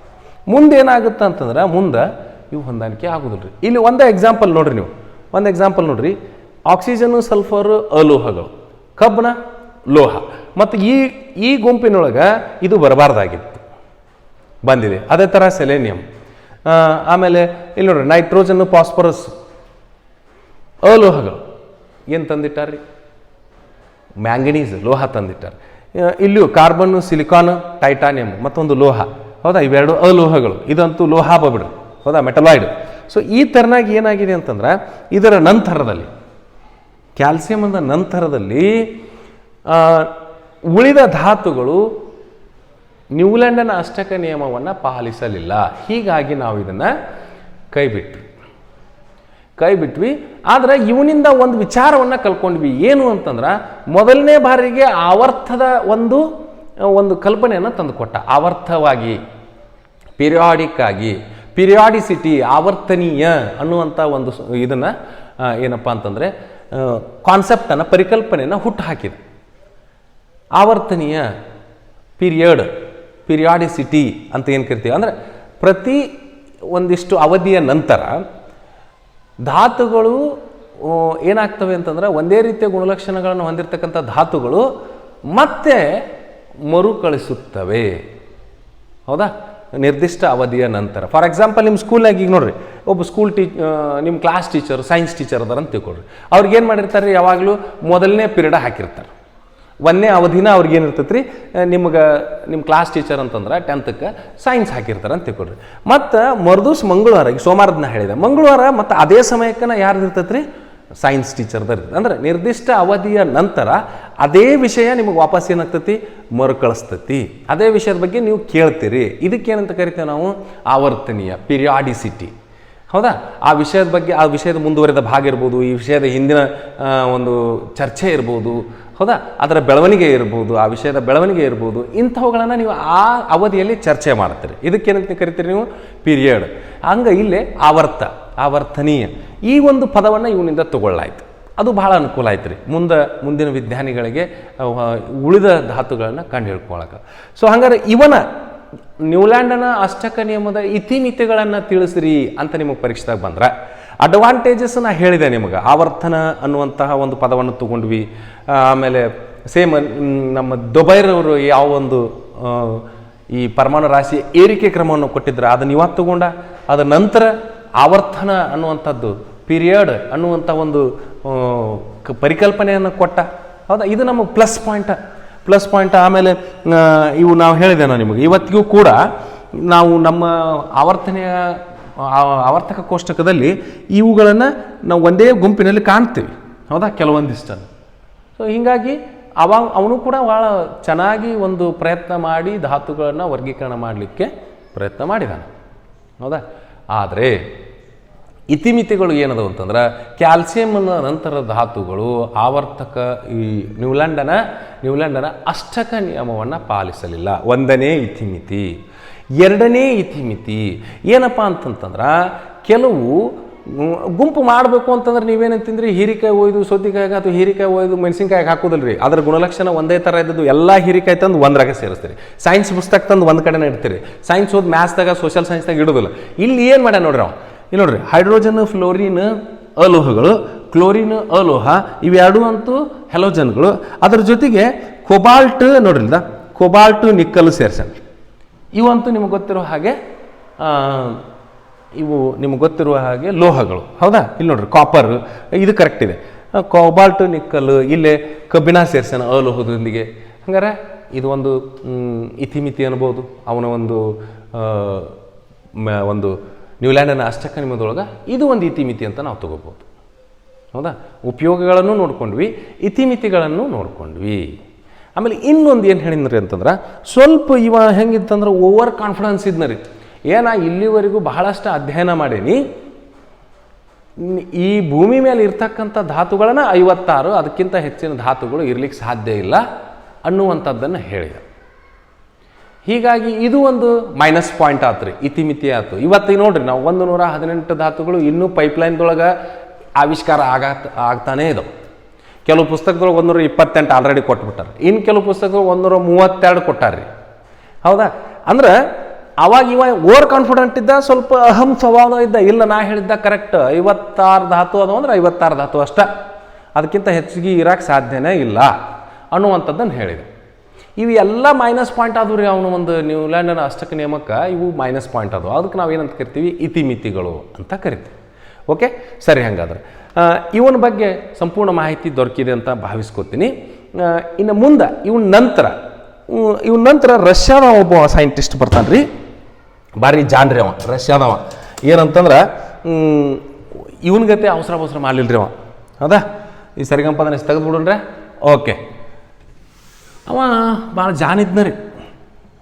ಹೆಂಗಿದ್ನಂತಂದ್ರೆ 1869 ರಷ್ಯಾದವ ಪ್ರೊಫೆಸರ್ ರೀ, ಕೆಮಿಸ್ಟ್ರಿ ಪ್ರೊಫೆಸರ್ ಅವ ಏನು ಮಾಡಿದ, ಅವನು ಒಂದು ರಜಾ ಅವಧಿ ಒಳಗೆ ಹಂಗಾರೆ ಧಾತುಗಳನ್ನು, ಅವನ ಟೈಮಕ್ಕೆ ಆಲ್ರೆಡಿ 63 ಧಾತುಗಳು ಆವಿಷ್ಕಾರ ಆಗಿದ್ದು ರೀ. ಅವನಿಗೆ ಡಿಮಿಟ್ರಿ ಇವ್ಯಾನ್ವಿಚ್ ಮೆಂಡಲೀವ್ ಅಂತ ಕರಿತೀವಿ ನಾವು. ಡಿಮಿಟ್ರಿ ಇವ್ಯಾನ್ವಿಚ್ ಮೆಂಡಲೀವ್ ಶಾನೆ ಇದ್ದರಿ. ಸ್ವಲ್ಪ ಸಮಾಧಾನದಿಂದ ನಿಧಾನಗ ವಿಚಾರ ಮಾಡಿ ಧಾತುಗಳನ್ನು ವರ್ಗೀಕರಣ ಮಾಡಲಿಕ್ಕೆ ಪ್ರಯತ್ನ ಮಾಡಿದಂಥವ. ಇವ ಕೊಟ್ಟಂಥ ಆವರ್ತಕ ಕೋಷ್ಟಕ, ಪಿರಿಯಾಡಿಕ್ ಟೇಬಲ್ ಅಂದ್ರೆ ಒಂದು ಟ್ಯಾಬುಲರ್ ಫಾರ್ಮ್ದಾಗ ಕೊಟ್ಟವ. ಒಂದು ಟೇಬಲ್ ರೂಪದೊಳಗೆ ಧಾತುಗಳನ್ನು ನಾವು ಜೋಡಿಸಿ ಕೊಟ್ಟ. ಇದನ್ನು ಸುಮಾರು ಒಂದು 30-35 ವರ್ಷ ಜಗತ್ತು ಫಾಲೋ ಮಾಡ್ತೀರಿ. ಎಲ್ಲಿ 1913ವರೆಗೂ ಫಾಲೋ ಮಾಡಿದ್ದು ನೆನಪಿರಿ ನೀವು. ಅಂದ್ರೆ ಎಷ್ಟು ಎಫೆಕ್ಟಿವ್ ಆಗಿ, ಎಷ್ಟು ಪರಿಣಾಮಕಾರಿಯಾಗಿ ಇವ ನಮಗೆ ಒಂದು ಆವರ್ತಕ ಕೋಷ್ಟಕವನ್ನು ಕೊಟ್ಟಿದ್ದ ಅನ್ನೋದಕ್ಕೆ ಇದು ಒಂದು ಎಕ್ಸಾಂಪಲ್ ರೀ. ಎಲ್ಲಿವರೆಗೂ ಎಕ್ಸ್ರೇಸ್ ಡೆವಲಪ್ಮೆಂಟ್ ಆಗಿದ್ದಿಲ್ಲ ಅಲ್ಲಿವರೆಗೂ ಇವಂದ ಫಾಲೋ ಮಾಡಿದ್ದು ನಾವು. ಇದು ಕತೆಗೂ ಬರ್ತೇನೆ ನಾನು, ಈ ಕತೆಗೂ ಬರ್ತೇನೆ. ಇವು ನೋಡ್ರಿ, ಡಿಮಿಟ್ರಿ ಇವ್ಯಾನ್ವಿಚ್ ಮೆಂಡಲೀವ್ ಇವನ ಸಮಯಕ್ಕೆ ಆಲ್ರೆಡಿ 63 ಧಾತುಗಳು. ರಷ್ಯಾದ ಒಬ್ಬ ರಸಾಯನಶಾಸ್ತ್ರಜ್ಞ ಪ್ರೊಫೆಸರ್ ಕಾಲೇಜ್ನೊಳಗೆ ಏನು ಮಾಡಿದ, ಇವ ತನ್ನ ಒಂದು ಟೇಬಲ್ ರೆಡಿ ಮಾಡ್ಕೋಬೇಕಾದ್ರೆ ಒಂದು ಕತೆ ಅಂತ ಹೇಳ್ತೇನೆ ನಿಮಗೆ. ಏನು ಮಾಡಿದ್ನ ಅಂತಂದ್ರೆ, ತನ್ನ ಒಂದು ಇಂಟರ್ವ್ಯೂದೊಳಗೆ ಹೇಳ್ತಾನೆ ರೀ.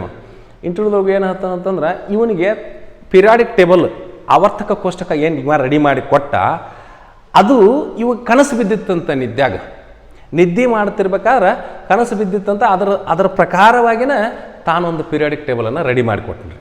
ನೋಡ್ರಿ, ಅಂದ್ರೆ ಮನುಷ್ಯನ ಡೆಡಿಕೇಶನ್, ಒಂದು ಕೆಲಸದ ಬಗ್ಗೆ ಇರ್ತಕ್ಕಂಥ ತ್ಯಾಗ ಮನೋಭಾವ, ಒಂದು ಕೆಲಸದ ಬಗ್ಗೆ ಇರತಕ್ಕಂಥ ಶ್ರದ್ಧೆ ಅನ್ನುವಂಥದ್ದು ಎಷ್ಟು ತೋರಿಸ್ತೈತಿ ಅಂತಂದ್ರೆ, ಅವ ಮಲಗಿದಾಗ ತನ್ನ ಸಬ್ ಕಾನ್ಷಿಯಸ್ ಲೆವೆಲ್ದೊಳಗೂ ಕೂಡ ಅರೆ ನಿದ್ರಾ ಅಥವಾ ತನ್ನ ಅರೆ ಪ್ರಜ್ಞಾವಸ್ಥೆಯ ಸ್ಥಿತಿಯಲ್ಲಿಯೂ ಕೂಡ ಅದರ ಬಗ್ಗೆನೇ ಚಿಂತನೆ ಮಾಡ್ತಾ ಇದ್ದ ಅನ್ನುವಂಥದ್ದನ್ನು ತೋರಿಸ್ತದೆ. ಇದು ಒಂದು ಕೆಲಸದ ಬಗ್ಗೆ ಅಪಾರವಾದಂಥ ಶ್ರದ್ಧೆ ಪ್ರೀತಿಯನ್ನು ತೋರಿಸ್ತದೆ. ಅದಕ್ಕೆ ನೀವು ಇವತ್ತು ಒಂದು ಕೆಲಸ ಮಾಡ್ತಾ ಇದ್ದೀವಿ ಅಂತಂತಂದ್ರೆ ಅದಕ್ಕೆ ಅತಿ ಹೆಚ್ಚು ಶ್ರದ್ಧೆಯಿಂದ ನಾವು ಕೆಲಸ ಮಾಡಿದಾಗ ಯಶಸ್ಸು ಯಶಸ್ಸು ಪಕ್ಕಾ ಅನ್ನುವಂಥದ್ದಕ್ಕೆ ಆವಾಗ 1869 ಕೊಟ್ಟ ನೀವು ನೋಡ್ರಿ. ಹೌದಾ? ಅವಾಗ ಒಂದು ಎಕ್ಸಾಂಪಲ್ ಆಯ್ತು, ನಮಗೆ ಉದಾಹರಣೆ ಆಯ್ತು. ಹೌದಾ? ನೋಡ್ರಿ, ಇವ ಡಿಮಿಟ್ರಿ ಇವ್ಯಾನ್ವಿಚ್ ಮೆಂಡಲೀವ್ ಏನು ಮಾಡಿದ ಅಂತಂದ್ರೆ, ವರ್ಗೀಕರಣ ಮಾಡ್ಬೇಕಾದ್ರೆ, ಧಾತುಗಳನ್ನ ವರ್ಗೀಕರಣ ಮಾಡ್ಬೇಕಾದ್ರೆ ಇವನ್ನ ತೊಗೊಂಡ್ರೆ ಅವ ನ್ಯೂಲ್ಯಾಂಡನ ನಿಯಮನ ತೊಗೊಂಡ. ಅಷ್ಟಕ ನಿಯಮ ತೊಗೊಳ್ಳಿಲ್ಲ. ಧಾತುಗಳನ್ನು ಪರಮಾಣು ರಾಶಿಯ ಏರಿಕೆಯ ಕ್ರಮದಲ್ಲಿ ಬರಿತಾ ಹೋಗೋದು. ಆದ್ರೆ ಒಂದು ಕರೆಕ್ಷನ್ ಮಾಡಿಕೊಂಡ, ಏನಪ್ಪ ಅಂತಂದ್ರೆ ಪ್ರತಿ 8ನೇ ಧಾತು ಅಲ್ಲ, ನಿರ್ದಿಷ್ಟ ಅವಧಿಯ ನಂತರ ಧಾತುಗಳ ಗುಣಲಕ್ಷಣಗಳು ಪುನರಾವರ್ತನೆಯಾಗುತ್ತವೆ. ಧಾತುಗಳನ್ನು ಅವುಗಳ ಪರಮಾಣು ರಾಶಿಯ ಏರಿಕೆಯ ಕ್ರಮದಲ್ಲಿ ಅಡ್ಡ ಸಾಲಿನಲ್ಲಿ ಬರಿತಾ ಹೋದಾಗ, ಅಡ್ಡ ಸಾಲಿನಲ್ಲಿ ಅಂತಂದ್ರೆ ಆವರ್ತನದಲ್ಲಿ ಬರಿತಾ ಹೋದಾಗ, ಅಡ್ಡ ಸಾಲಿನಲ್ಲಿ ಬರಿತಾ ಹೋದಾಗ ನಿರ್ದಿಷ್ಟ ಅವಧಿಯ ನಂತರ ಧಾತುಗಳ ಗುಣಲಕ್ಷಣಗಳು ಪುನರಾವರ್ತನೆ ಆಗ್ತವೆ.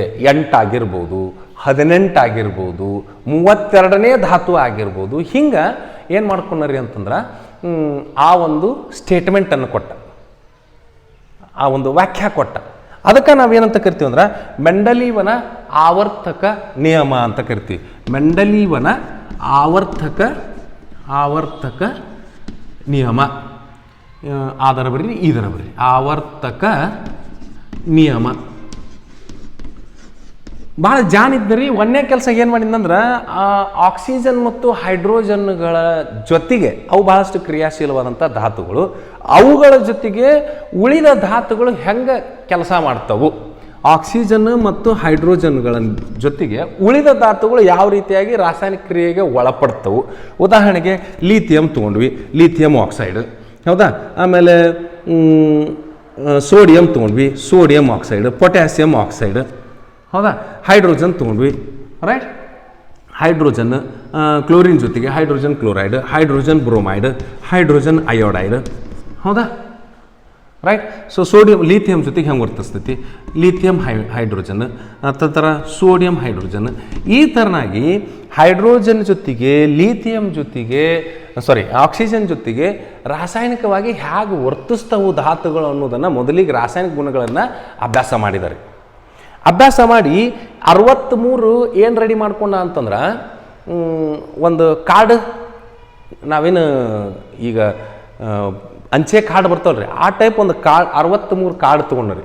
ಕಾರ್ಡ್ ತೊಗೊಂಡು ಅವುಗಳ ಗುಣಲಕ್ಷಣಗಳನ್ನು ಬರಿತಾ ಹೋದ, ರಾಸಾಯನಿಕ ಗುಣಲಕ್ಷಣಗಳು, ಭೌತಿಕ ಗುಣಲಕ್ಷಣಗಳನ್ನು ಬರೆದು ಏನು ಮಾಡ್ತಾ ಹೋಗ್ತಾನ ಅಂತಂದ್ರೆ ಹಿಂಗೆ ಹಚ್ತಾ ಒಂದು ಟೇಬಲ್ ಮಾಡ್ಕೊತಾನೆ, ಒಂದು ಚೌಕ್ ಒಂದು ಸ್ಕ್ವೇರ್ ಮಾಡ್ಕೊತಾನೆ. ಈ ಟೈಪ್ ಮಾಡಿಕೊಂಡು ಅದರಾಗ ಫಾರ್ ಎಕ್ಸಾಂಪಲ್ ಒಂದೇದ್ದು ಎ, ಸೊ ಅದ್ರದ್ದು ಪರಮಾಣು ರಾಶಿ ಕಡಿಮೆ ಇಲ್ಲಿಟ್ಟ, ಬಿ ಇಲ್ಲಿಟ್ಟ, ಸಿ ಅದು ಒಂದು ವೇಳೆ ಏನಾಗಲಿಲ್ಲ ಅಂತ ಪರಮಾಣು ರಾಶಿ ಏರಿಕೆಯಲ್ಲಿ ಇದೆ, ಆದ್ರೆ ಏನಾಗ್ತೈತಿ ಅಂತಂದ್ರೆ ಗುಣಲಕ್ಷಣಗಳು ಏನಾಗ್ತಾ ಇಲ್ಲ, ಹಿಂಗೆ ಇಡ್ತಾ ಬಂದ ಸಿ ಹೆಚ್ಚಿಗೆ ಆಯಿತು, ಮುಂದೆ ಹಿಂಗೆ ಬರಿತಾ ಹೋದ, ಮುಂದೊಂದು ಎಫ್ ಒ ಜಿನೋ ಏನಾಗುತ್ತೆ ಅಂತಂದ್ರೆ 1ನೇ ಎಯ ಗುಣಲಕ್ಷಣವನ್ನೇ ಹೊಂದತಕ್ಕಂಥದ್ದಿತ್ತು, ಅದನ್ನು ತಂದು ಇಲ್ಲಿಟ್ಟ ಎಫ್. ಈ ಥರ ಏನು ಮಾಡಿಬಿಟ್ಟ ಅಂತಂದ್ರೆ 63 ಕಾರ್ಡುಗಳನ್ನು ಅವುಗಳ ರಾಸಾಯನಿಕ ಗುಣಲಕ್ಷಣಗಳನ್ನು ಗಣನೆಯಲ್ಲಿಟ್ಕೊಂಡ, ಮತ್ತು ಪರಮಾಣು ರಾಶಿಯ ಏರಿಕೆ ಕ್ರಮವನ್ನು ಕೂಡ ಗಣನೆಯಲ್ಲಿಟ್ಟುಕೊಂಡು ಅವುಗಳನ್ನು ಆವರ್ತನೀಯವಾಗಿ ಜೋಡಿಸ್ತಾ ಹೋದ, ಅಂದರೆ ಅಡ್ಡ ಸಾಲಿನಲ್ಲಿ ಜೋಡಿಸ್ತಾ ಹೋದ. ಏನಾಯಿತು ಅಂತಂದ್ರೆ ಇವನ ಒಬ್ಬ ನೋಡ್ರಿ, ಇವನ ಸಮಯದಲ್ಲಿದ್ದಂಥ 63 ಧಾತುಗಳನ್ನು ಈ ರೀತಿಯಾಗಿ ಸಂಪೂರ್ಣ ವರ್ಗೀಕರಣ ಮಾಡಿಕೊಟ್ಟಂತ, ಹೌದಾ. ಸೊ ಅವ ವರ್ಗೀಕರಣ ಮಾಡಿದ್ದನ್ನು ಕೂಡ ಮೊದಲಿಗೆ ನಾನು ಒಂದು ಸ್ವಲ್ಪ ಬರೆದಿಟ್ಟಿನಿ, ಯಾಕಂದ್ರೆ ಟೈಮ್ ಭಾಳ ಹೋಗಬಾರ್ದು ಅನ್ನೋದಕ್ಕೆ ಅದನ್ನು ತೋರಿಸ್ತೀನಿ ನಿಮಗೆ ಹೆಂಗೆ ಮಾಡಿದ ಅನ್ನುವಂಥದ್ದನ್ನು. ಇಲ್ಲಿ ನೋಡ್ರಿ ಏನು ಮಾಡಿದ ಇವ ವರ್ಗೀಕರಣ ಮಾಡ್ಕೊತಿರ್ಬೇಕಾದ್ರೆ ಒಟ್ಟು ಬರಿತಾ ಹೋದಾಗ 8 ಭೂಮಿಗೆ ಲಂಬವಾಗಿರುವಂತಹ ಸಾಲುಗಳಾಗ್ತವೆ. ಅದಕ್ಕೆ ನಾವೇನಂತ ಕರಿತೀವಿ ರೀ ಅಂತಂದ್ರೆ ವರ್ಗಗಳು ಅಥವಾ ಗುಂಪು ಅಂತ ಕರಿತೀವಿ. ಮತ್ತು ಇಲ್ಲಿ ನೋಡ್ರಿ 1 2 3 4 5 6 ಅಡ್ಡ ಸಾಲುಗಳಾಗ್ತವೆ. ಇದಕ್ಕೆ ನಾವೇನಂತ ಕರಿತೀವಿ ಆವರ್ತಗಳು, ಇದಕ್ಕೆ ಗುಂಪುಗಳು ಅಂತ ಕರಿತೀವಿ. ನೋಡ್ರಿ ಭಾಳ ಜಾಣ ಇದ್ದವ ಸ್ವಲ್ಪ ನಿಧಾನವಾಗಿ ನ್ಯೂಲ್ಯಾಂಡ್ ನಂಗೆ ದುಡುಕ್ಲಿಲ್ಲ. ಮೊದಲಿಗೆ ಎಲ್ಲ ಧಾತುಗಳ ಪರಮಾಣು ಗುಣಲಕ್ಷಣಗಳನ್ನ ಅಥವಾ ರಾಸಾಯನಿಕ ಗುಣಲಕ್ಷಣಗಳನ್ನ ಆಕ್ಸಿಜನ್ ಜೊತೆಗೆ ಹೈಡ್ರೋಜನ್ ಜೊತೆಗೆ ವರ್ತಿಸಿದಾಗ ಯಾವ್ಯಾವ ರೀತಿ ಗುಣಲಕ್ಷಣಗಳನ್ನು ಕೊಡ್ತಾವೆ ಇದನ್ನು ಅಭ್ಯಾಸ ಮಾಡಿದ. ಅದ್ರ ಜೊತೆಗೆ ಏನು ಮಾಡಿದ ಅಂತಂದ್ರೆ ಇವನ್ನ ಹಿಂಗೆ ಜೋಡಿಸ್ತಾ ಹೋದಾಗ ಪರಮಾಣು ರಾಶಿಯ ಏರಿಕೆ ಕ್ರಮದಲ್ಲಿ ಇಲ್ಲಿ ಬರ್ತಾ ನೋಡ್ರಿ, ಲಿಥಿಯಮ್ಮು 7, ಬೆರಿಲಿಯಮ್ಮು 9, boron 11, carbon 12, nitrogen 14, oxygen 16, fluorine 19, ಮುಂದೆ ಸೋಡಿಯಮ್ಮು 23. ವಾಪಸ್ ಎದ್ರ ತಳಗತ್ತನ್ನೋದನ್ನ ಲಿಥಿಯಂ ತಳಗನ ಮುಂದೆ ಬರಿಬೋದಿತ್ತು. ಆದ್ರೆ ಇದರ ಗುಣಲಕ್ಷಣಗಳು ನೋಡಿದ್ದವ. ಆಕ್ಸಿಜನ್ ಜೊತೆಗೆ ವರ್ತಿಸಿದಾಗ Li2O ಲಿಥಿಯಂ ಆಕ್ಸೈಡ ಬಂದಿತ್ತು, ಇದು ಸೋಡಿಯಂ ಆಕ್ಸೈಡ ಬರ್ತೈತಿ. ಹಂಗಾರೆ ಇದನ್ನ ಇದ್ರ ತಳಗ ಇಡಬೇಕು. Na2O ಬರ್ತೈತಿ, K2O ಬರ್ತೈತಿ ಅನ್ನುವಂಥದ್ದನ್ನು ನೋಡ್ಕೊಂಡು ಏನು ಮಾಡಿದ ಅಂತಂದ್ರೆ ವಾಪಸ್ ಅವಂತಂದು ಇಲ್ಲಿಟ್ಟರು. ಪ್ರತಿ 8ನೇ ಧಾತು ಆಗಲಿಲ್ಲ ಅಲ್ಲಿ. ಹೌದಾ? ನೀವು ಇಲ್ಲಿ ನೋಡ್ರಿ, ನ್ಯೂಲ್ಯಾಂಡ್ರಾಗ ಸ್ವಲ್ಪ ಅದನ್ನು ಹೇಳ್ಬಿಡ್ತೇನೆ ನಿಮಗೆ. ಯಾಕೆ ಈ ಒಂದು ಫೇಲ್ ಆಯ್ತು ಅಂತಂದ್ರೆ, ನ್ಯೂಲ್ಯಾಂಡ್ರಾಗ ಆವಾಗಿನ ಕಾಲದಾಗ ಏನಿದ್ದಿದ್ದಿಲ್ರಿ, ಇನ್ನು ಒಂದು ರಾಜನಿಲಿಗಳು ಆವಿಷ್ಕಾರ ಆಗಿದ್ದಿಲ್ಲ. ಆವಿಷ್ಕಾರ ಇನ್ ಕೇಸ್ ಆವಿಷ್ಕಾರ ಆಗಿತ್ತಂದ್ರೆ ಅದಕ್ಕೊಂದು ಸಪ್ರೇಟ್ ಜಾಗ ಕೊಟ್ಟಿದ್ದ ಅಂದ್ರೆ ಇಲ್ಲೇ ಏನಾಕಿತ್ತು, ಸಕ್ಸಸ್ ಆಕಿತ್ತು ಸ್ವಲ್ಪ. ಆದ್ರೆ ಏನು ಮಾಡಿದ, ಪ್ರತಿ 8ನೇ ಧಾತು ಅಂತ ಕಡಾಖಂಡಿತವಾಗಿ ಹೇಳ್ಬಿಟ್ಟ. ಈಗ ಒಂದು ವೇಳೆ ಆವಿಷ್ಕಾರ ಆದ ನಂತರ ಹೈಡ್ರೋಜನ್ ನಂತರ ಇಲ್ಲಿ ಹೀಲಿಯಂ ಬಂತಂತ ತಿಳ್ಕೊಡ್ರಿ, ಇಲ್ಲಿ ಫ್ಲೋರಿನ್ ನಂತರ ನಿಯಾನ್ ಬಂತಂತ ತಿಳ್ಕೊಡ್ರಿ, ಕ್ಲೋರಿನ್ ನಂತರ ಆರ್ಗಾನ್ ಬಂತಂತ ತಿಳ್ಕೊಡ್ರಿ. ಆವಾಗ ಸೋಡಿಯಂ ಎಷ್ಟನೇ ಧಾತು ಆಗ್ತತಿ, 9ನೇ ಧಾತು ಆಗ್ತತಿ. ಪೊಟ್ಯಾಸಿಯಂ 9ನೇ ಧಾತು ಆಗ್ತತಿ. ಹೀಗಾಗಿ ಅವನಲ್ಲಿ ಫೇಲ್ ಆತ್ರಿ. ಫೇಲ್ ಆಗಕ್ಕೆ ಕಾರಣ ಒಂದು ಇದು ರಾಜ ಅನಿಲಗಳಿಗೆ ಅಥವಾ ಜಡ ಅನಿಲಗಳಿಗೆ ಏನು ಕೊಟ್ಟಿದ್ದಿಲ್ಲವ, ಸ್ಥಳ ಕೊಟ್ಟಿದ್ದಿಲ್ರಿ. ಆದ್ರೆ ನೀವು ಭಾಳ ಜಾಣದನ್ರಿ. ಹೆಂಗೆ ಮಾಡಿದ ಅಂತಂದ್ರೆ, ಇಲ್ಲೇ ಪರಮಾಣು ರಾಶಿ 19ರಿಂದ 20, 21, 22ವರೆಗೂ ಏನೈತಿ ಅಂತಂದ್ರೆ, ಹಂಗಾರೆ ಮುಂದಲ್ಲಿ ಧಾತುಗಳ ಆವಿಷ್ಕಾರ ಆಗ್ಬೋದು ಅನ್ನೋದನ್ನು ವಿಚಾರ ಮಾಡಿ ಇದ್ರ ಗುಣಲಕ್ಷಣ ಒಂದಾಯ್ತಲ್ಲ, ಇದ್ರ ತಳಗೆ ಇಟ್ಟುಬಿಡ್ರಿ, ಒಂದ ಗುಂಪಿನಾಗ ಬರಲವು ಅಂಥೇಳಿ ಭಾಳ ಜಾಣತನ ಉಪಯೋಗ ಮಾಡಿದ.